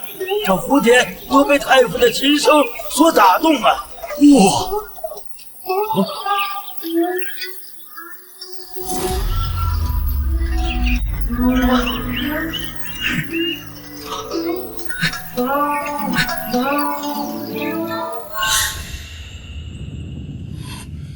哎呀，好啊！妙哉，真是好啊！乌勒大人，觉得如何？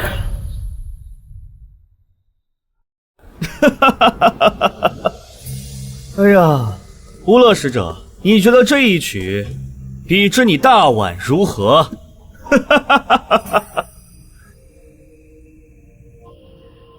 谢太傅，啊不，谢大师，乌勒今日方知天外有天，人外有人。以音律引万物生灵，此等造诣，乌勒甘拜下风。我祖父曾说，大梁太皇太后不仅善战，更通音律，能以琴声调动千军。我本不信，但今日见太傅风姿，仿佛再现太皇太后当年。是我大宛狂妄，坐井观天，侮辱了大梁上邦。陛下，乌勒愿代大宛国主重申盟约，大宛将恪守盟约，继续纳贡，永为大梁属国，岁岁来朝，永不背弃。使者请起。大梁从不以强凌弱，但也绝不任人轻视。愿两国从此和睦，共守边疆。谢大师，大梁有你是大梁之幸，也让我大宛心服口服啊。今日之事，并非为我一人证明，我不过是想告诉诸位，女子可为臣，可为师，亦可为国争光。还请诸位日后不要拿性别论英雄。哇，这个女人也太厉害了吧！是个坏女人。乌勒叔叔，我不服，太傅厉害，那是他自己的本事。可国之未来，要看皇子皇孙。我要跟那个小胖子比试。完了完了！哎，这个蛮子他找我干嘛呀？我什么都不会啊！我赶紧跑吧跑吧！殿下想去哪儿？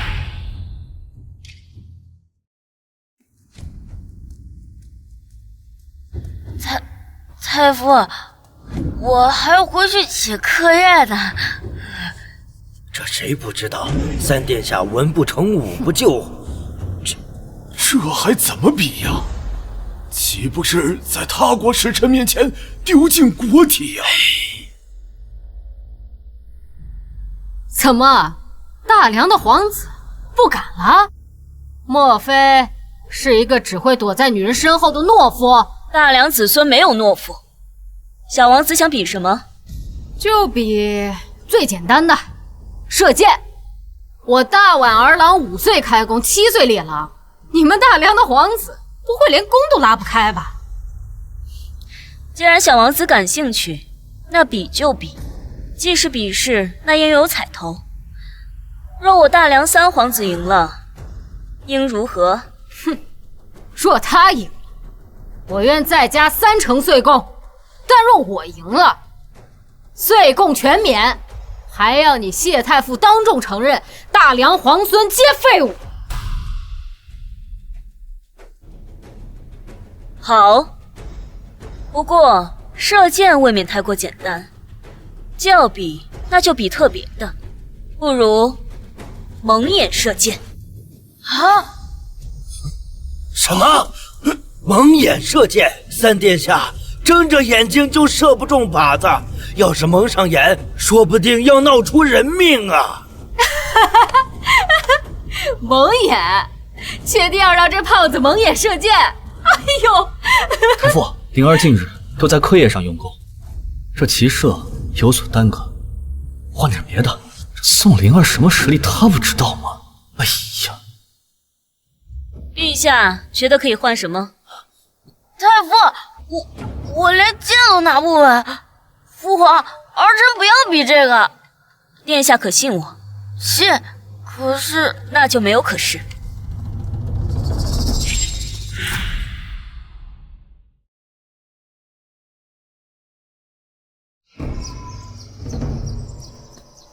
小胖子，我先来，让你输得心服口服。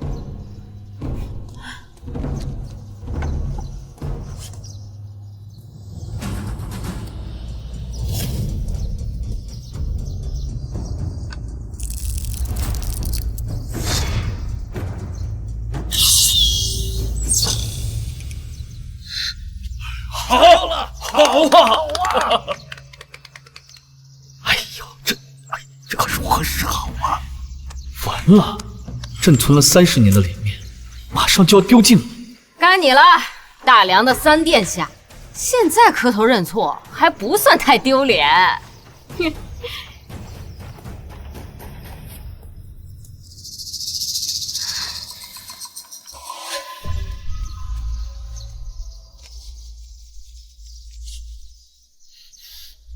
太傅，我这是要往哪儿射啊？殿下，静心。还记得今早背诵的《弟子规》吗？记得。不从容，立端正，请殿下站稳。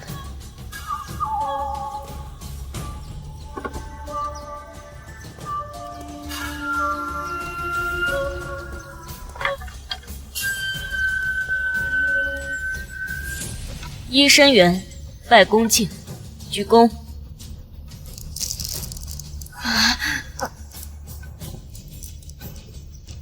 是诸父，如是父。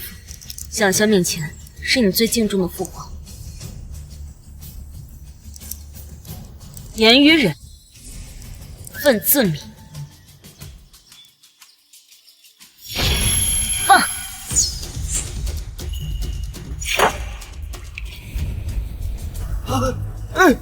哎呀，好啊，好！刚刚射中啊，真好！刚刚那箭是我儿射出的。是啊，陛下，正是我们的三皇子正中靶心。天哪，这箭竟然能绕过前靶之后靶，神乎其技呀！天佑大良，天佑大良啊！是啊，一生变位，一气御剑，这是失传100年的天山变位之术。我竟然射中了！三殿下天赋异禀，不可能！你们一定作弊了！他怎么可能？王子愿赌服输。谢大师文武双全，吾乐今日方知何为天外有天。您不仅精通音律，还连失传多年的武林绝学都了然于胸。吾乐拜服。我认输。三殿下天资聪颖，只是年幼贪玩，假以时日，必成大器。我大梁的底蕴不止在朝臣，也在未来每一个继承者身上。哼！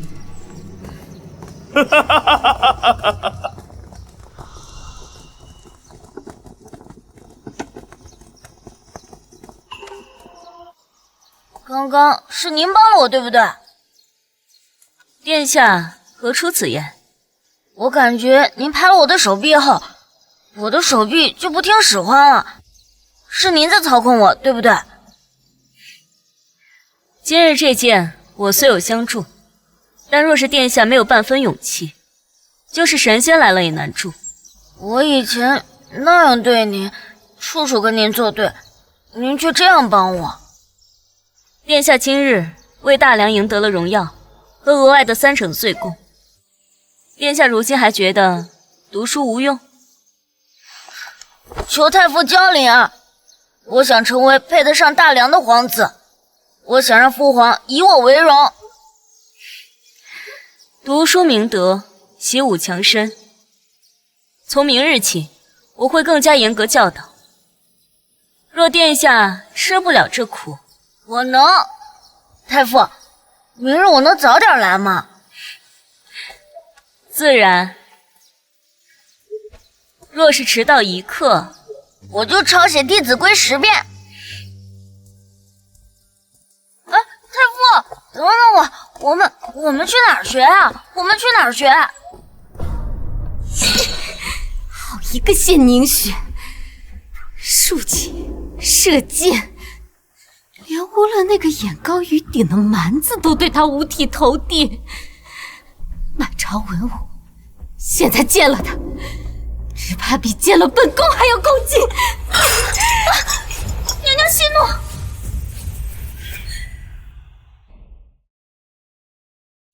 那个贱人如今是陛下眼中的红人，是群臣心中的栋梁，连本宫的亲儿子都对他言听计从。如今他踩着本宫的脸面，风光无两，你叫本宫如何息怒？那谢谢灵那边还听他做什么？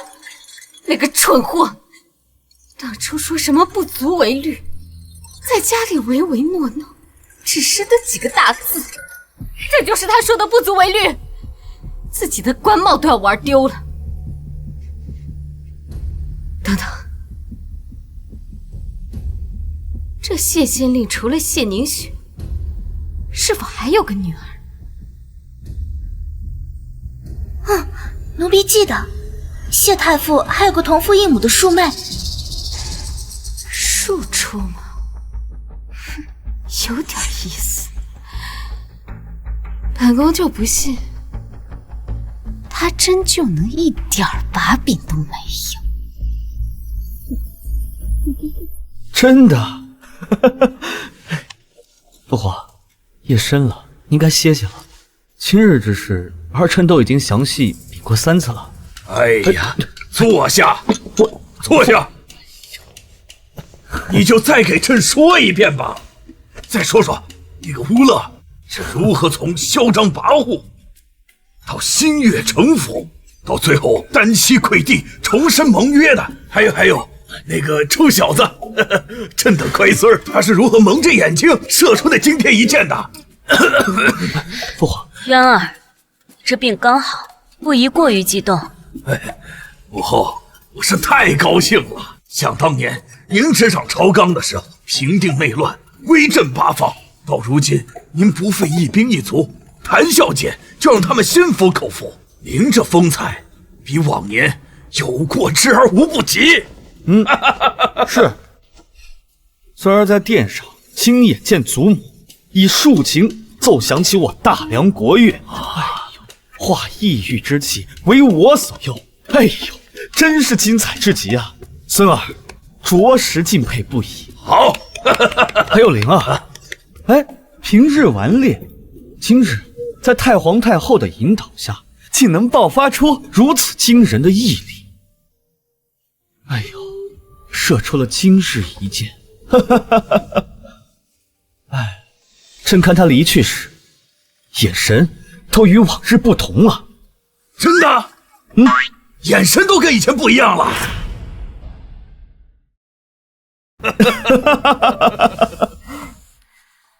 其实灵儿本性并不坏，她只是缺乏正确的引导。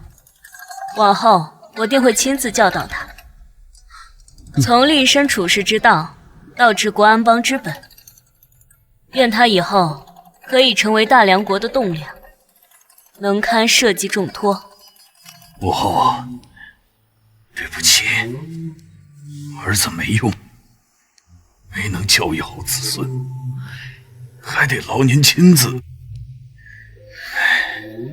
您说您都到颐养天年的年纪了，却还得为了这些不孝子孙操心劳力，儿臣心中有愧呀。傻话，你是我儿子，他们是我的孙儿，我为自己的儿孙，为自己的江山费心，这不是天经地义的吗？是，母后教训的是，有您亲自出马，儿臣10000个放心。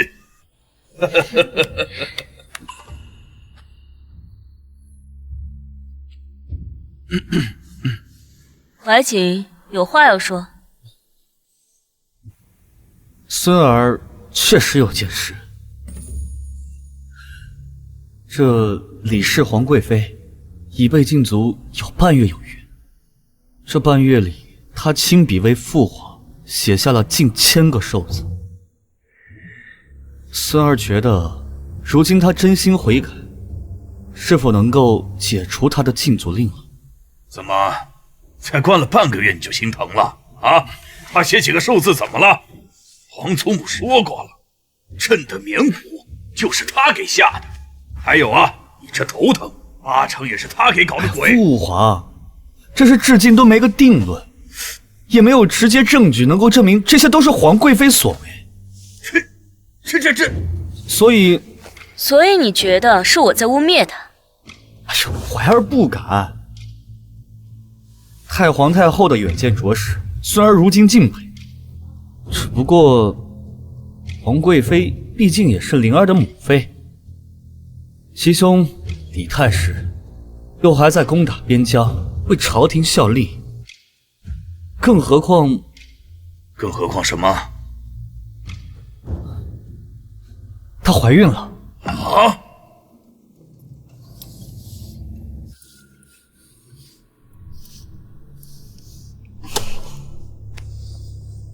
你说，那老东西还有那个贱人，会同意陛下解除本宫的禁足令吗？娘娘放心，如今您身怀龙嗣，谁还敢继续禁足？皇上驾到！娘娘，是陛下来了。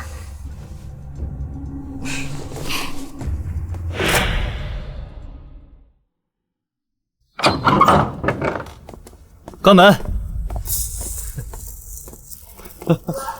哎，爱妃快起！如今你怀有龙嗣，不必拘于礼见。走。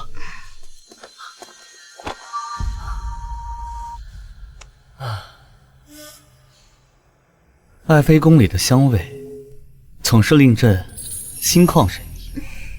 陛下喜欢就好。陛下，臣妾好想每日都能见到陛下，也好想我们的灵儿，只是……哎，放心吧，禁足令即刻取消，明日你就能出宫去见灵儿了。真的吗？嗯。太上皇，哎呀，放心吧，父皇得知你再次怀上龙嗣，也很高兴。只不过以后你要多注意影响，对待谢太傅要尊敬。行了，陛下。好，臣妾知道错了，臣妾打算明儿个就去给谢太傅赔个不是，也感谢他这段时日对我灵儿的教导。爱妃有心了，那就按爱妃说的办。尊重，谢宁雪，那就让本宫好好的尊敬尊敬你。皇贵妃驾到！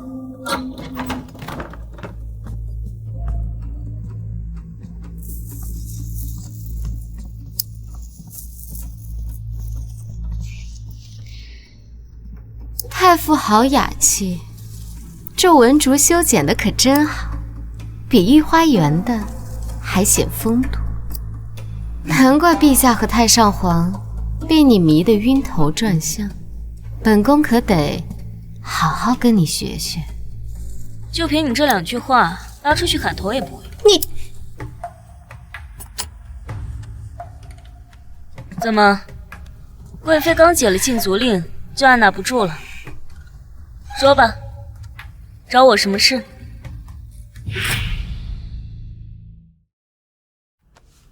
说吧，找我什么事？本宫今日来是想向太傅道谢，感谢太傅这些时日对三皇子的教导。是吗？那何不赶在小殿下上课时来，偏选今日，小殿下休课时单独来？贵妃是有别的事要说吧？太傅如此通透，本宫也就不用多嘴了。是陛下让本宫今日来给太傅赔个不是。所以你知道错哪儿了？谢太傅请自重，我家娘娘作为大梁王朝皇贵妃，岂是你能忘一对错的？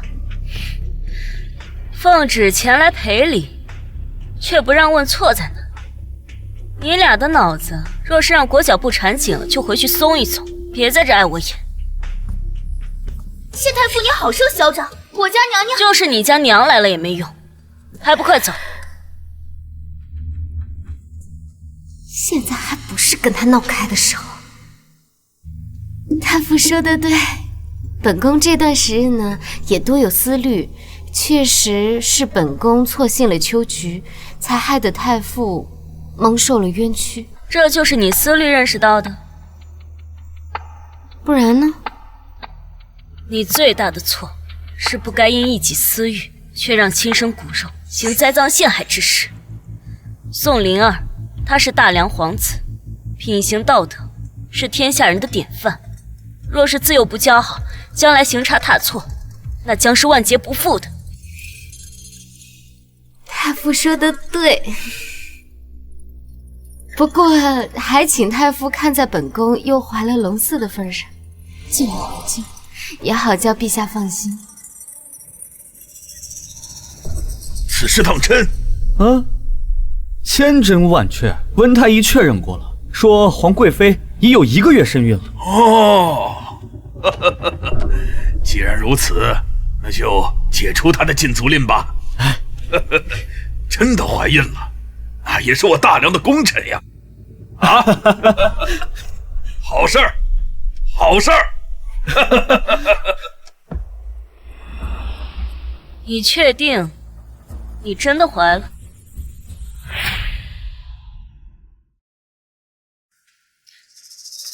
太傅说的这是何话？皇家子嗣，岂容儿戏？你知道便好。本宫有些累了，太傅扶本宫小坐。翠儿，还不快扶你家娘娘坐下？太傅是还不愿意原谅本宫吗？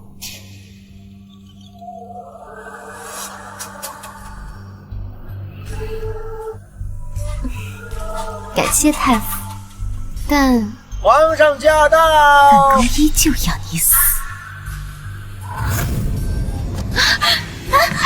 娘娘，傅大夫，本宫真的知道错了。贵妃，谢太傅，我家娘娘已经跟你道歉了，你为何就是容不下她？我。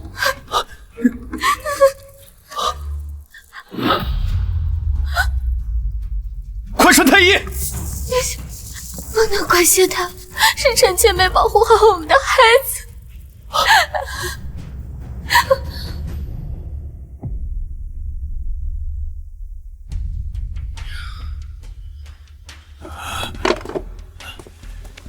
贵妃娘娘怎么样了？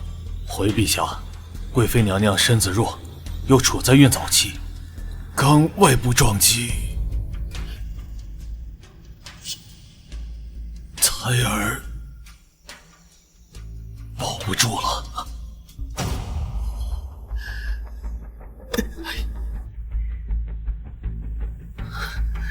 谢太傅，你怎么看？看什么看？朕看你就是个蠢货！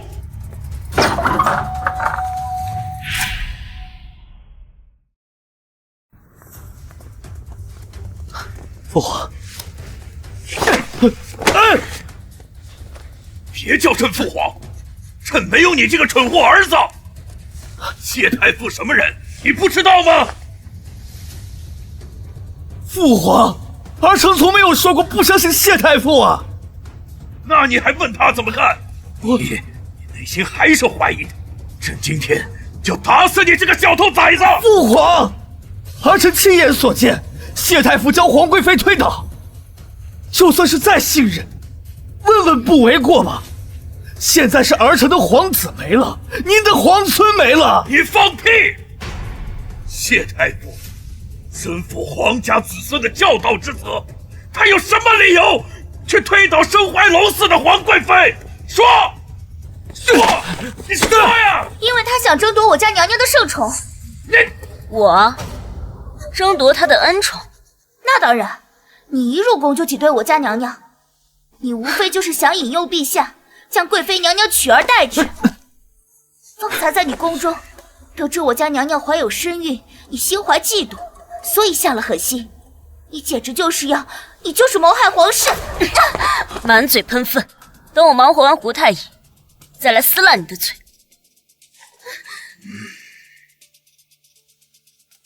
胡太医，你可知欺君之罪是要灭九族的？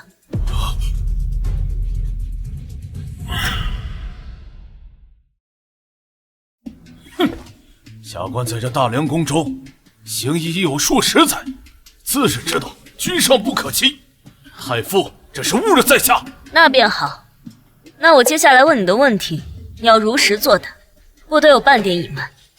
那是自然。胡太医，你是何时得知这贵妃怀有身孕？半年前，娘娘刚被禁足不久，恶心呕吐，食之无味，便召下官来为其诊查。经下官诊断，娘娘脉象华丽，如珠走盘，乃是喜脉。哦，苏公公，可否劳烦您件事？自然可以。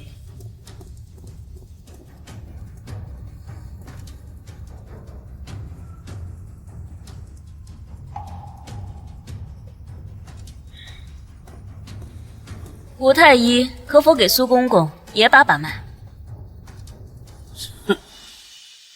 太傅，这不是胡闹吗？大胆！谁胡闹了？让你把脉就把脉。啊，是。啊，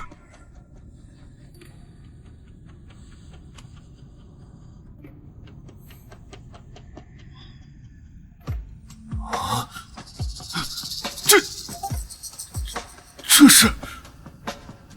是什么？喜脉。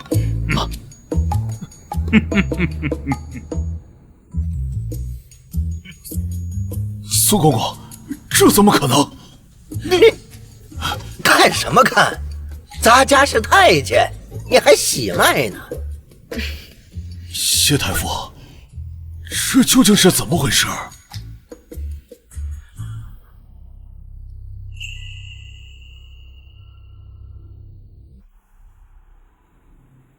吴太医方才说的对，脉象华丽，如珠走盘，乃是喜脉。只是这往往很多事情是可以人为操控。方才我多次按压苏公公的内关穴，便让他的脉搏搏动，呈现起伏圆润的状态。初步看与喜脉无异。还有这种说法？不愧是谢太傅呀！吴太医，你不妨好好想想，你给皇贵妃诊脉时，她的另一只手是否也按压在内关穴上？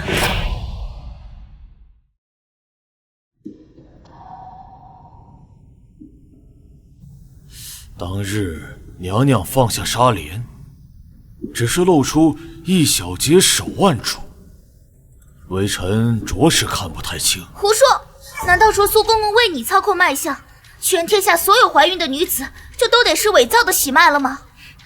好问题，吴太医，贵妃确诊后，可有开安胎药喝？那是自然，都是在开医院熬好后给娘娘送来的。这安胎药味苦，没有蜜饯难以下咽。翠儿，你家娘娘是否每日都服用安胎药？那是自然。苏公公，能否再劳烦您件事？谢太傅，请吩咐。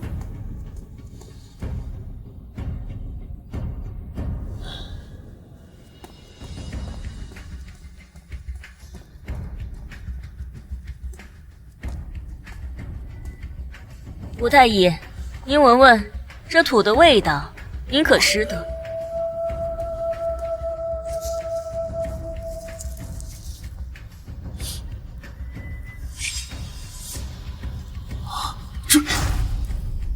这是紫苏叶和黄岑。敢问谢太傅，这土是从哪儿找到的？在门口大树底下的土壤，咱家随手挖了一小捧。胡太医，这两个药子有什么区别？回禀陛下，这紫苏叶和黄苓皆是安胎药中的成分。刚刚这土里的药渣，全是微臣娘娘熬的安胎药中的药材。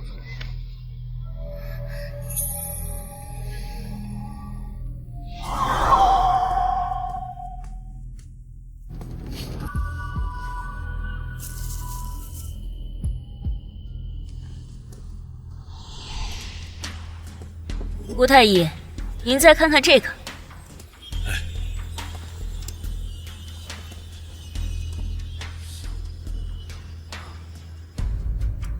这香炉里面有麝香，这对怀孕的女人可是大忌啊！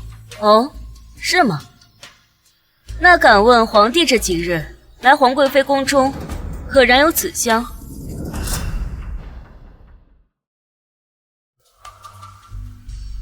爱妃宫里的香味，总是令朕心旷神怡。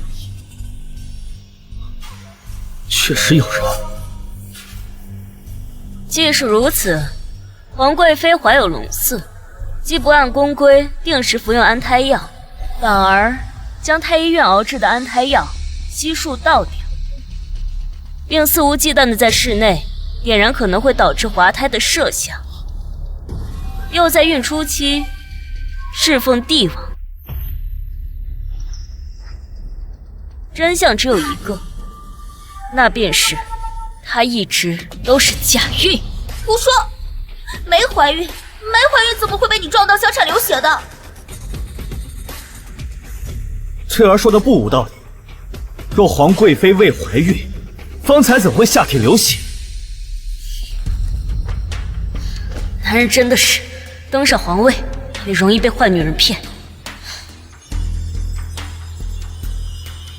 吴太医，您来说说，这女人下体出血，除了小产，还能是什么情况？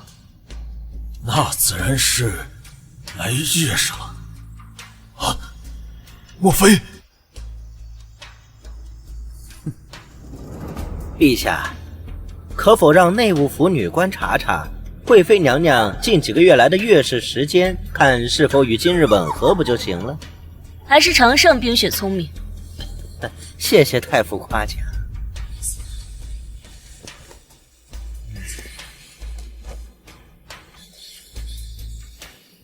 你这个猪脑子呀！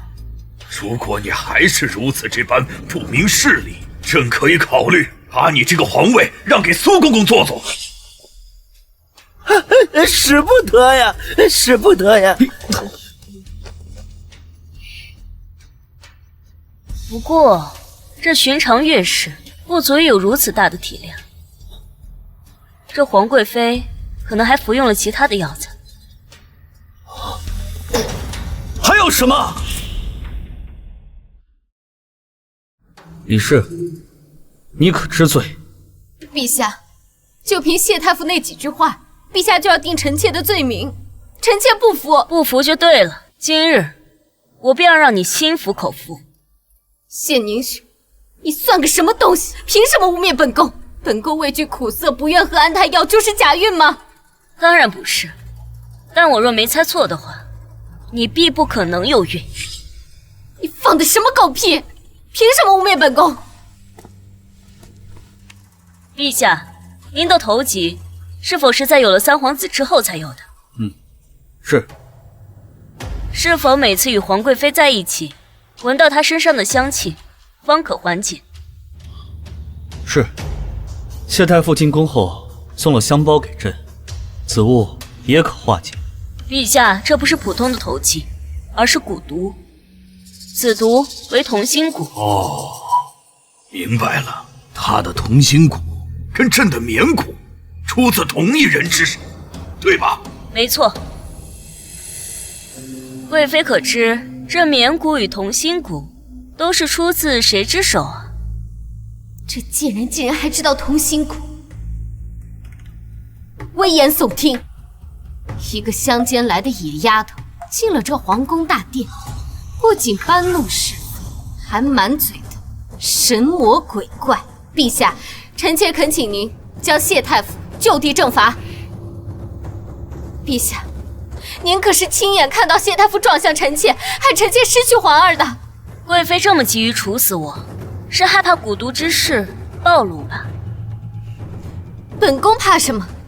谢太傅口口声声什么绵蛊、同心蛊，那么请问，这蛊虫在哪儿呢？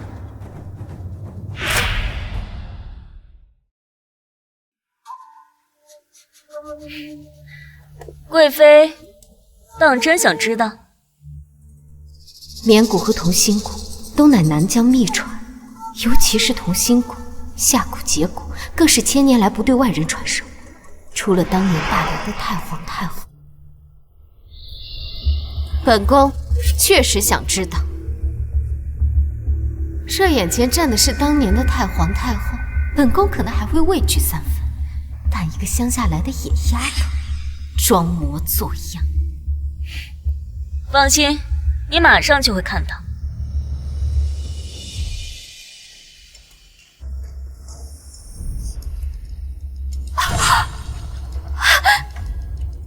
银骨香，是你！谢太傅，贵妃这是怎么了？你对她做了什么？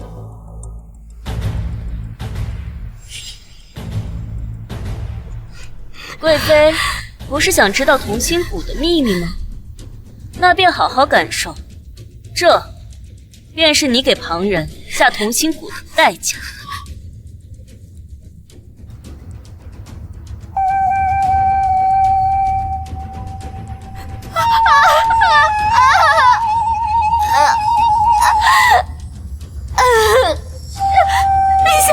陛下救臣妾！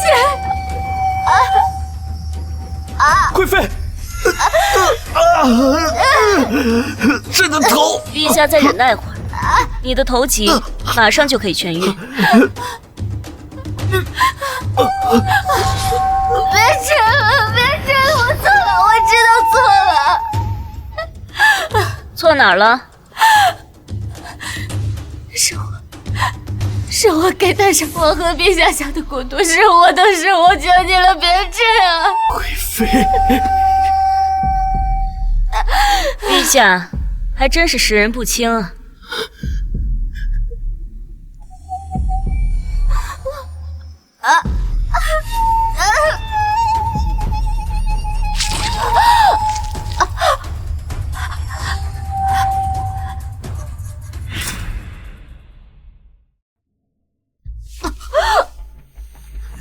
陛下，这便是同心骨的母骨。贵妃，原来真的是你！如今母骨已灭，陛下体内的同心骨已解，这头疾便不会再发作。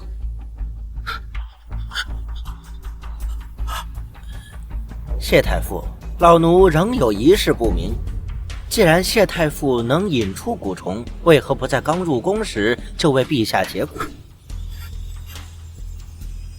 那还要感谢贵妃娘娘，若不是她急于用假孕流产来污蔑我，我如今还无法将这蛊虫引出。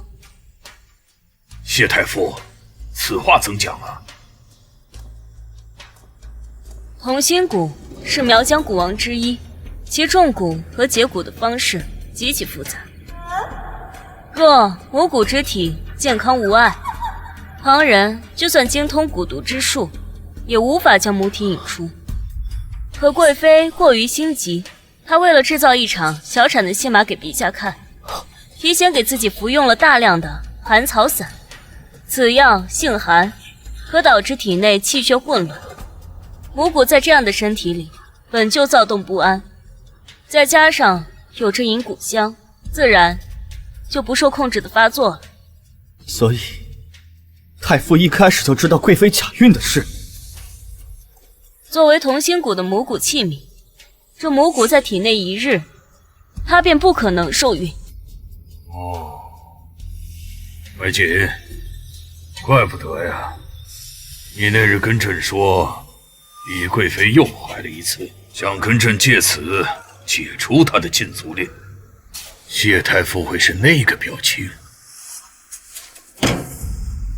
李氏，你假孕骗朕的心软，屡次三番想要污蔑于太傅，任何一条罪名都能将你处死。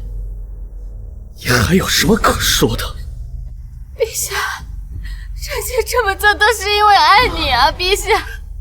自从这贱人入宫后，您和太上皇就对她宠爱有加，臣妾只是害怕你把对臣妾的宠爱都给了他，陛下。住口！看在灵儿的份上，朕饶你一命，但死罪可免，活罪难逃。来人，除去李氏皇贵妃封号，即刻打进冷宫，终生不得踏出冷宫半步。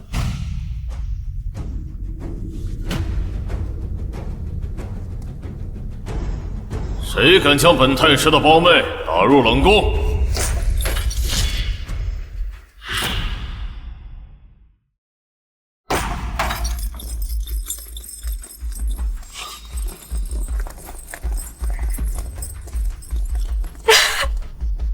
臣李玄清参见陛下太上皇。李太师，你未经传召，带兵擅闯大殿，是想造反吗？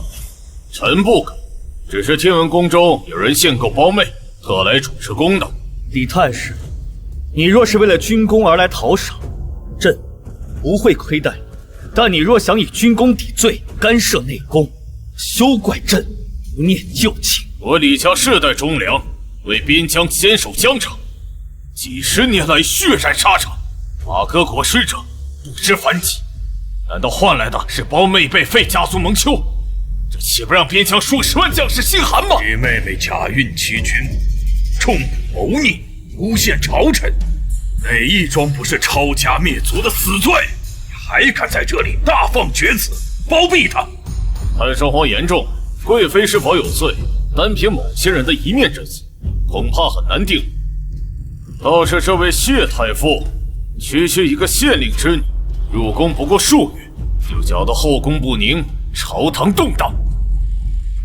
臣已查实，他在入宫前就暗中与南疆使臣暗中勾结，手中那只竹笛更是南疆邪物，他才是下毒之人，意图操控皇室，颠覆大梁。兄长，你终于会唱了，就是这个妖女，她要害死我，就是她！放肆！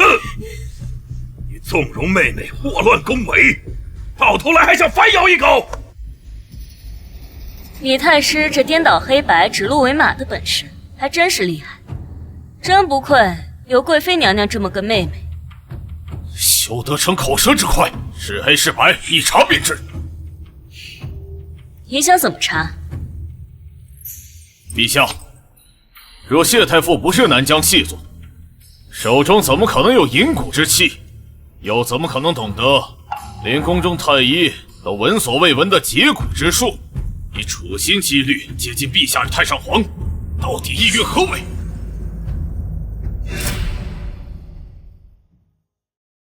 看来李家是狗急跳墙了。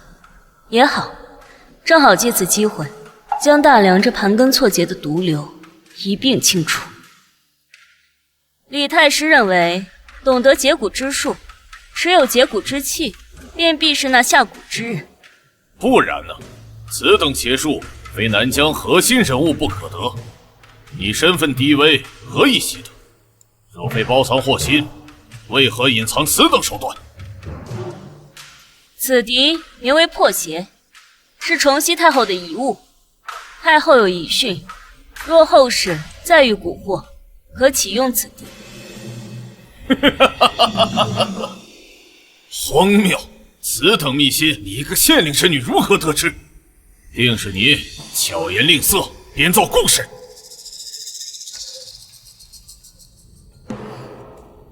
苏公公，老奴在。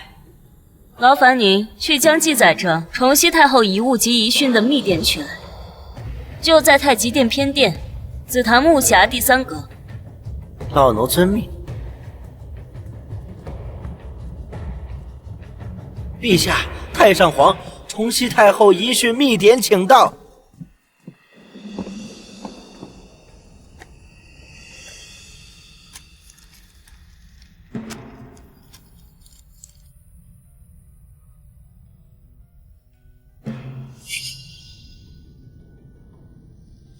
给李太师亲自过目。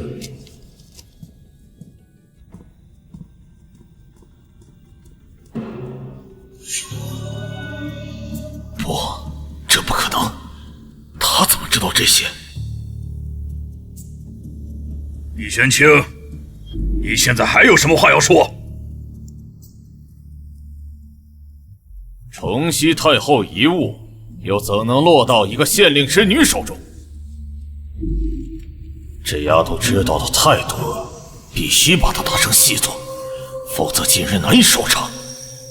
朕给他的，朕早就察觉宫中有人用蛊，特意将破鞋给他，要他暗中查办此事。怎么？朕要赏赐一件礼物，还需要得到你李太师认可吗？既李太师没有问题，那我便来问你个事情。谢凝雪，你想问什么？李某行事光明磊落，无愧于心。李太师口口声声说贵妃无辜，那你可知她假孕一事？不知。你可知道她为何不能怀孕？就是你为了控制陛下，逼她种下同心骨。你手握兵权，早就意图谋反，不过是想借她之手操控皇室，篡位夺权。李玄清，朕待你李家不薄，你为何做出如此大逆不道的事？谢凝雪，你少血口喷人，证据呢？皇贵妃李氏久居深宫，她如何得知南疆秘闻？又是从哪里得来的蛊虫？若非是你这位手握重兵，常年与各方势力打交道的好兄长在背后支持，她如何能成事？谢凝雪，你巧舌如簧，无非是想转移视线。部落使者，进殿吧。大宛使臣乌勒参见陛下、太上皇。乌勒使者，此事与你大宛何干？与我大宛无关，但与谢太傅有关。当日殿前比试，竖琴也好，射箭也罢，以至于我大宛最终臣服。但这一切都是谢太傅早已设计好的一场戏。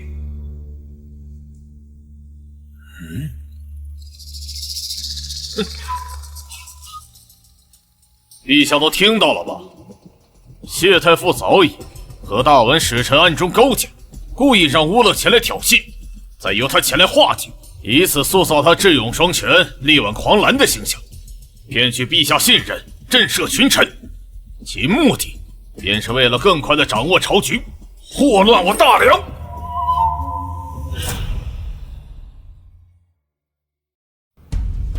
李太师所言句句属实。当日竖琴比试是谢太傅提前告知我曲目，蒙眼射箭亦是他暗中安排，只为让三皇子博取名声，助他巩固地位。对不起，谢太傅，你对我大宛有恩，我本不怨，只是这李太师手握我族人之安危相险。谢凝雪，怪不得能轻易化解大宛挑衅，原来都是串通好的，一切都是演戏，为了哄骗陛下。陛下，谢凝雪内外勾结，欺君罔上，这才是真正的叛国之罪。按律当诛九族，行车裂之刑。大胆！那么我请问李太师，我与乌勒使者有何具体合作？仅仅是为了一个太傅虚名，我便要冒着诛九族车裂的风险？自然是为了掌控皇子，进而把持朝政。李太师，你为了扳倒我真是煞费苦心，连胁迫外邦使者构陷忠良这种事你都做得出来。勾陷，证人在此，容不得你狡辩。乌勒使者，我知道你受人所迫，身不由己，但也不该将两国邦交当儿戏。大宛以勇武立过，更重承诺与恩义，难道今日你便要玷污他吗？你想清楚再说话。李太师今日能逼你构陷于我，他日兔死狗烹，又能待你与大宛如何？谢凝雪，你少挑拨离间。说出实情，陛下与本太傅必保你王子与族人无恙。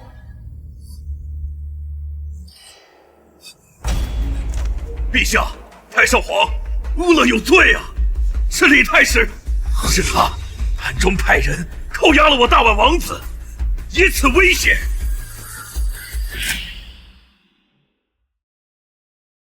若不按他说的构陷谢太傅，就要杀了王子，并派兵袭扰我边境部落。乌勒不得已才做出如此背信弃义之事，求陛下、谢太傅救我王子族人之命。李玄清，你挟持蜀国王子，威胁使臣，罪该万死。陛下，太上皇，李太师之罪远不止于此。他今日未经传召，带兵擅闯大殿，面圣不卸甲，已是目无君上，大不敬。他还纵容其妹祸乱宫闱，实施蛊毒，谋害陛下与太上皇，更有意与军功，以北疆数十万将士为筹码，挟持皇室。哼，谢凝雪，你少在此危言耸听。本太师一片忠心，天地可见。带兵入宫，就是为了防你这种妖女，比起党羽狗急跳墙。我看狗急跳墙的人是你吧？谢太傅，此言何意啊？陛下，太上皇，臣想请一人上殿。传。谢陛下。李太师的副将萧绎。萧绎，他不是已经死在3个月前那场遭遇战里了吗？他怎么可能还活着？宣萧绎觐见。北将军副将萧绎参见陛下，参见太上皇，吾皇万岁万岁万万岁！萧将军请起。谢陛下。你不是早已……回禀陛下，末将3个月之前并非战死，那场伏击之战是李太师与北狄勾结做的灭口之举。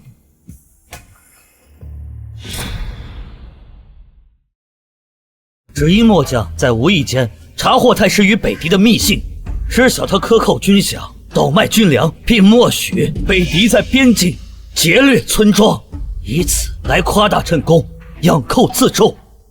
陛下，这是臣拼死带回来的密信与账本，其中还有李太师亲赴将士的证词，请陛下过目。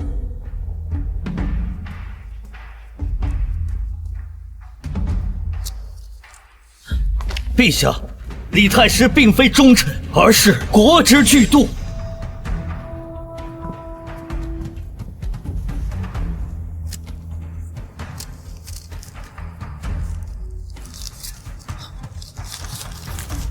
放肆！来人，给朕拿下这个逆贼！昏君，无能之辈！这大梁的江山就该能者来居之。给我上！来人了，护驾！护驾！李玄清！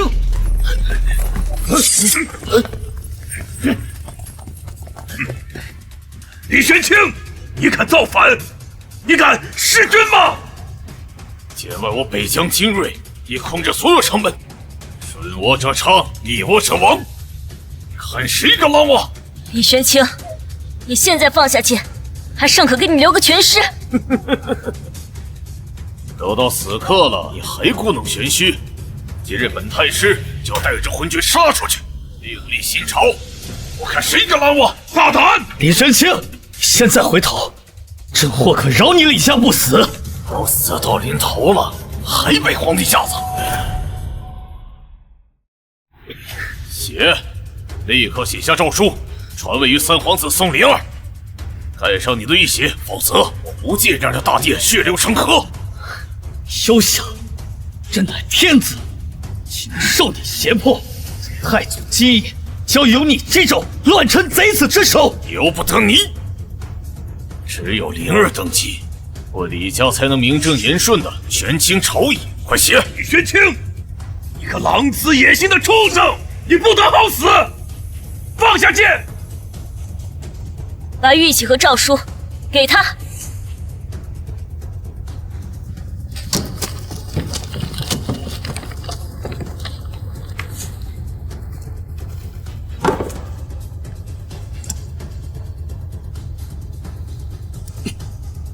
就照我说的写。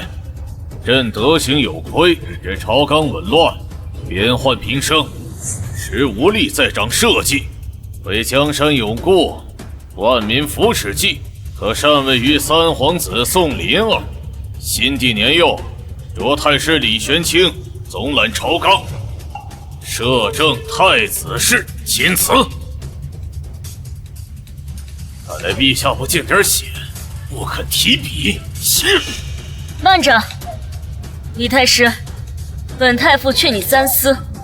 若真敢动陛下，便是坐实了弑君谋逆。即便你侥幸得逞，弑君夺位之名也会牢牢钉在你李氏一族，民心背离，天下共讨。但若是你败了，三殿下便会因为你今日的所作所为，永失正统资格，这辈子再无继承大统的可能。你确定你要继续？兄长，休要怕他。如今皇城内外皆是本太师的人，无非是想用攻心之术。如今箭在弦上，本太师不得不发。今日就杀了这狗皇帝，要了这江山！你敢？放开我父皇！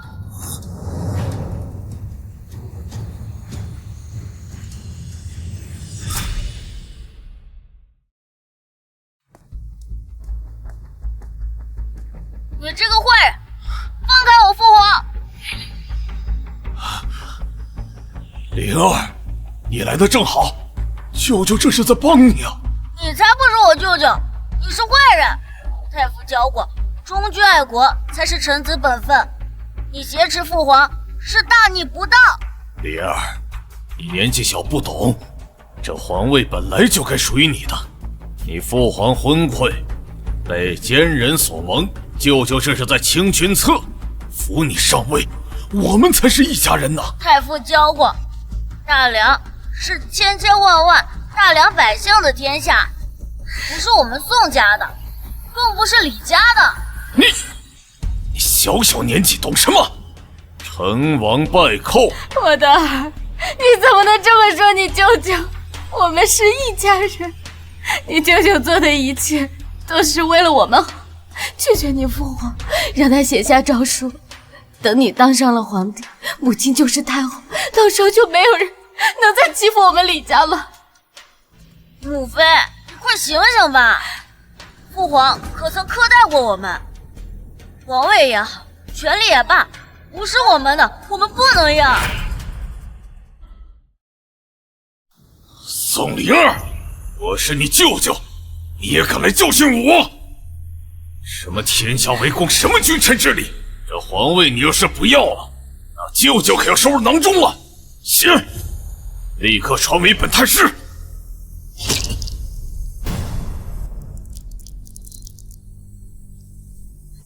乱臣贼子！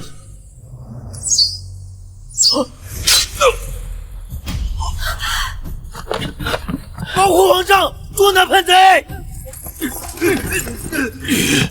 你这孽障！我施主坏人了。灵儿，你这个伤你舅父，你这个逆子，我们李家完了。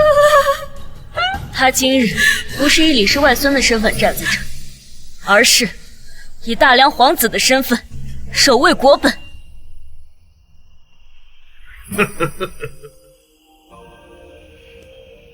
舅舅要杀君父，还设计，灵儿不得不如此。殿下，你做得很好，你守护了你的父皇，守护了大梁的国土。灵儿，二样的，不愧为朕的好皇孙！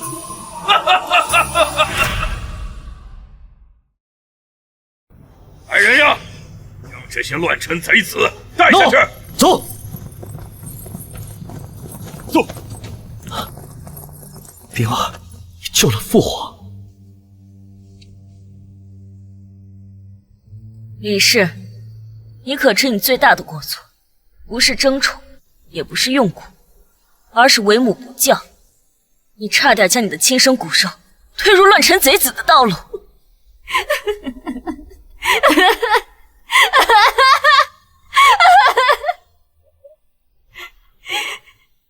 我最恨的就是没能早杀了你。杀了我？就凭你这脑子，我告诉你，我其实从未真的怪过你，因为你的计划从未成功。夏凝雪，杀人诛心是吗？好了，带下去，依律处置。走。谢太傅，今日若非你暗中护着萧逸将军，又教导灵儿明辨是非，朕只怕已成了亡国之君。今日之事虽由李家而起，却也暴露了我大梁内政的3大弊病。若非军政失衡，李玄清又岂能撕掉边兵？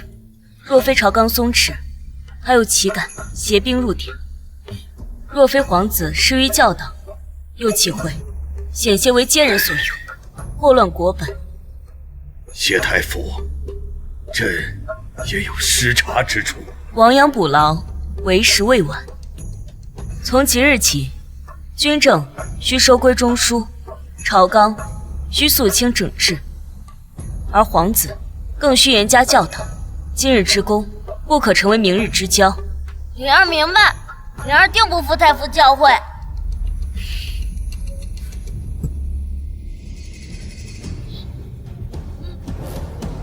太傅，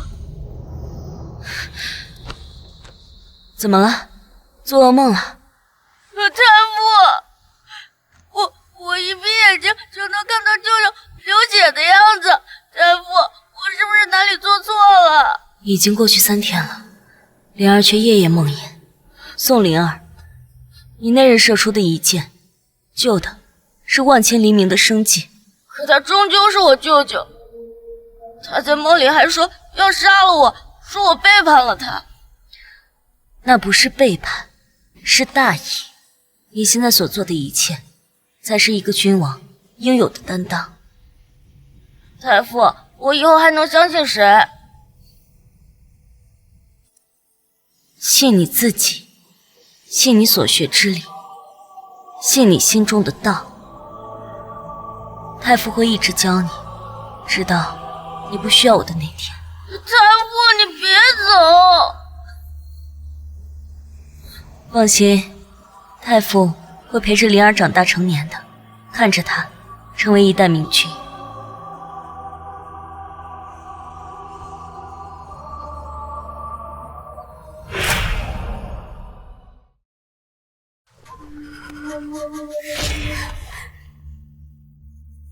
夏凝雪，都是你害的！袁山，我要你死！要你死！亲贤臣，远小人。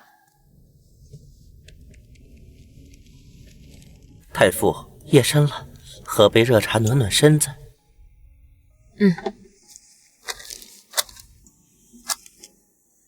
灵儿今日背得不错，明日就可以开启新篇章。今天就先到这儿吧，你也累了，让苏公公送你回宫。太傅，我不累，我还想多学一点，再也不能让别人欺负我父皇和皇爷爷。什么人？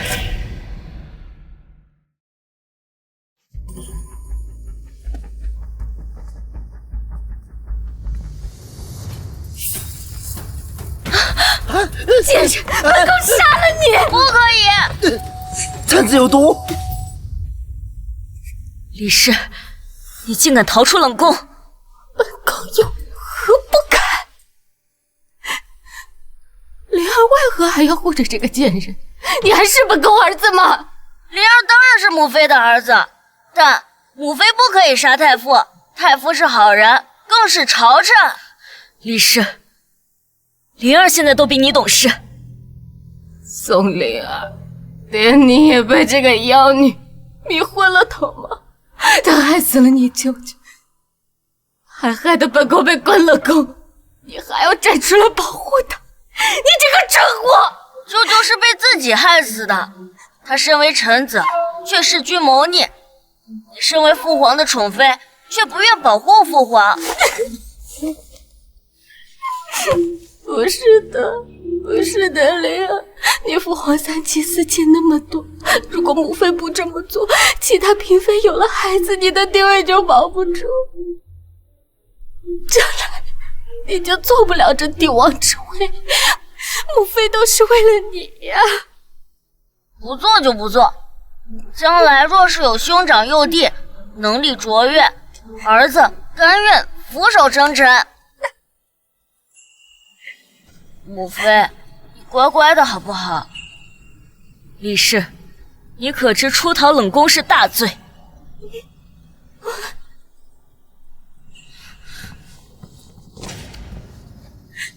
太傅，求你饶了我母妃，不要告诉父皇，灵儿甘愿替母受罚。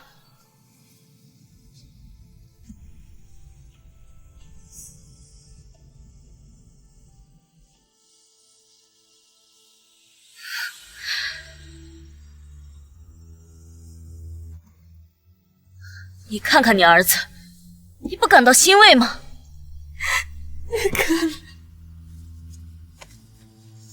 母妃，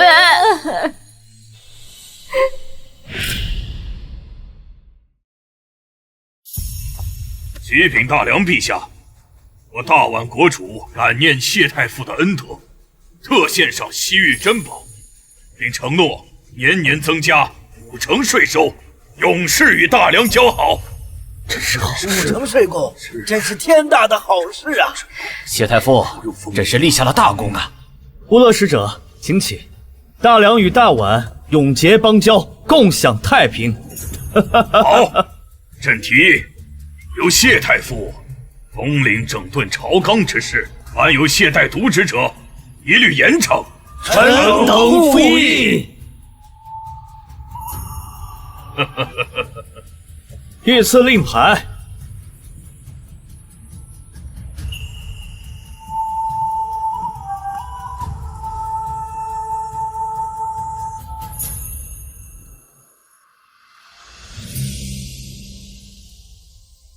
臣女谢凝雪，定不负陛下太上皇所托，整顿朝纲，肃清吏治，让大梁重现太祖时期的荣光。参见陛下，太上皇。萧将军请起。谢陛下。按照谢太傅的方案，抓捕李太师的余孽之后，北凉的将士重振旗鼓，北狄的使者连夜求见，愿意与我们罢兵言和，与我们签订和平盟约。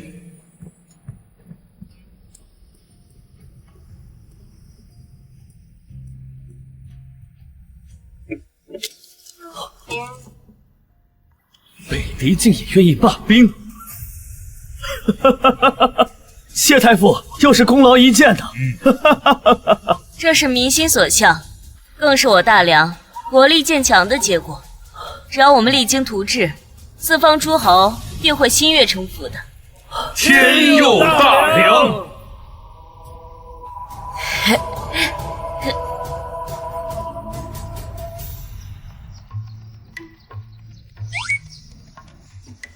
吴后，这力度可还可以啊？哎呦，陛下，要不让奴才来帮您安排？一边去！这样的好活还能轮得到你？就是。滚！滚！吴后，如今国泰民安，八方来朝，您呀总算可以安心了。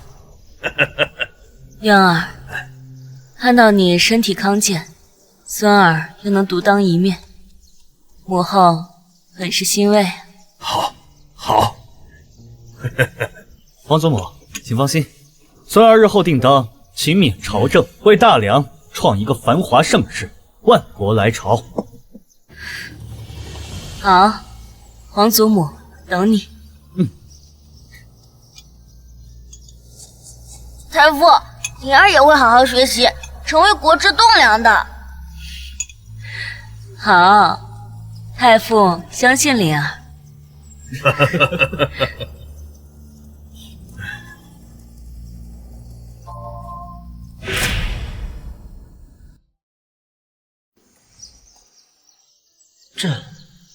这入宫几十年，从未见过太上皇给人捏肩，皇帝给人按脚，娘娘真是集万千宠爱于一身呢。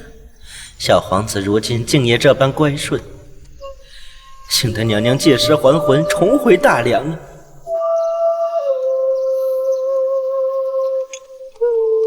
渊儿，还记得那棵树吗？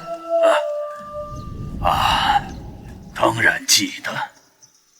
儿臣小的时候，为了给您摘您最喜欢的樱花，爬上了那棵树，却不小心摔了下来，摔断了手腕。哎呀，一眨眼的功夫，这树都长这么大了。当年渊儿为了给我摘樱花，摔断了手腕。如今这棵树啊，见证了灵儿的成长。许多事儿呢，冥冥之中似乎自有定数。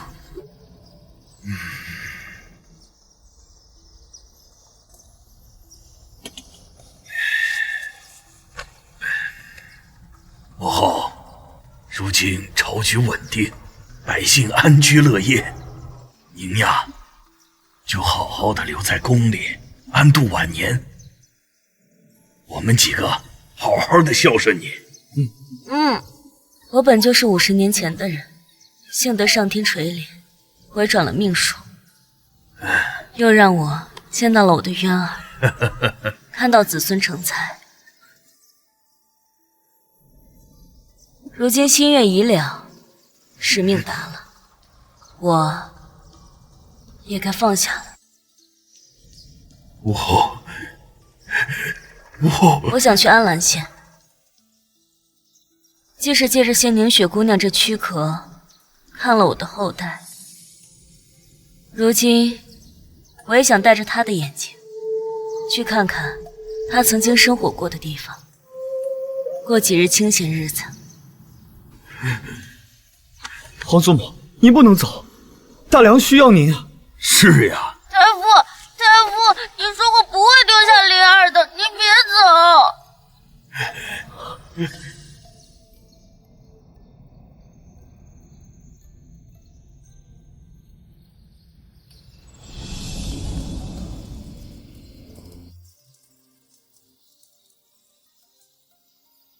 不必相送了，我走以后，你们只需谨记，打江山易，守江山难。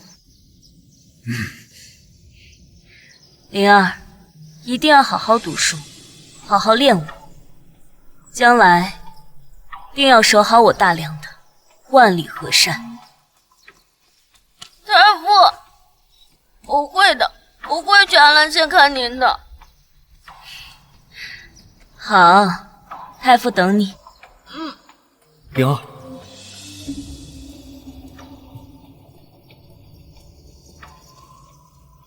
渊儿，怀瑾，看到你们父子齐心，这大梁定会越来越好的。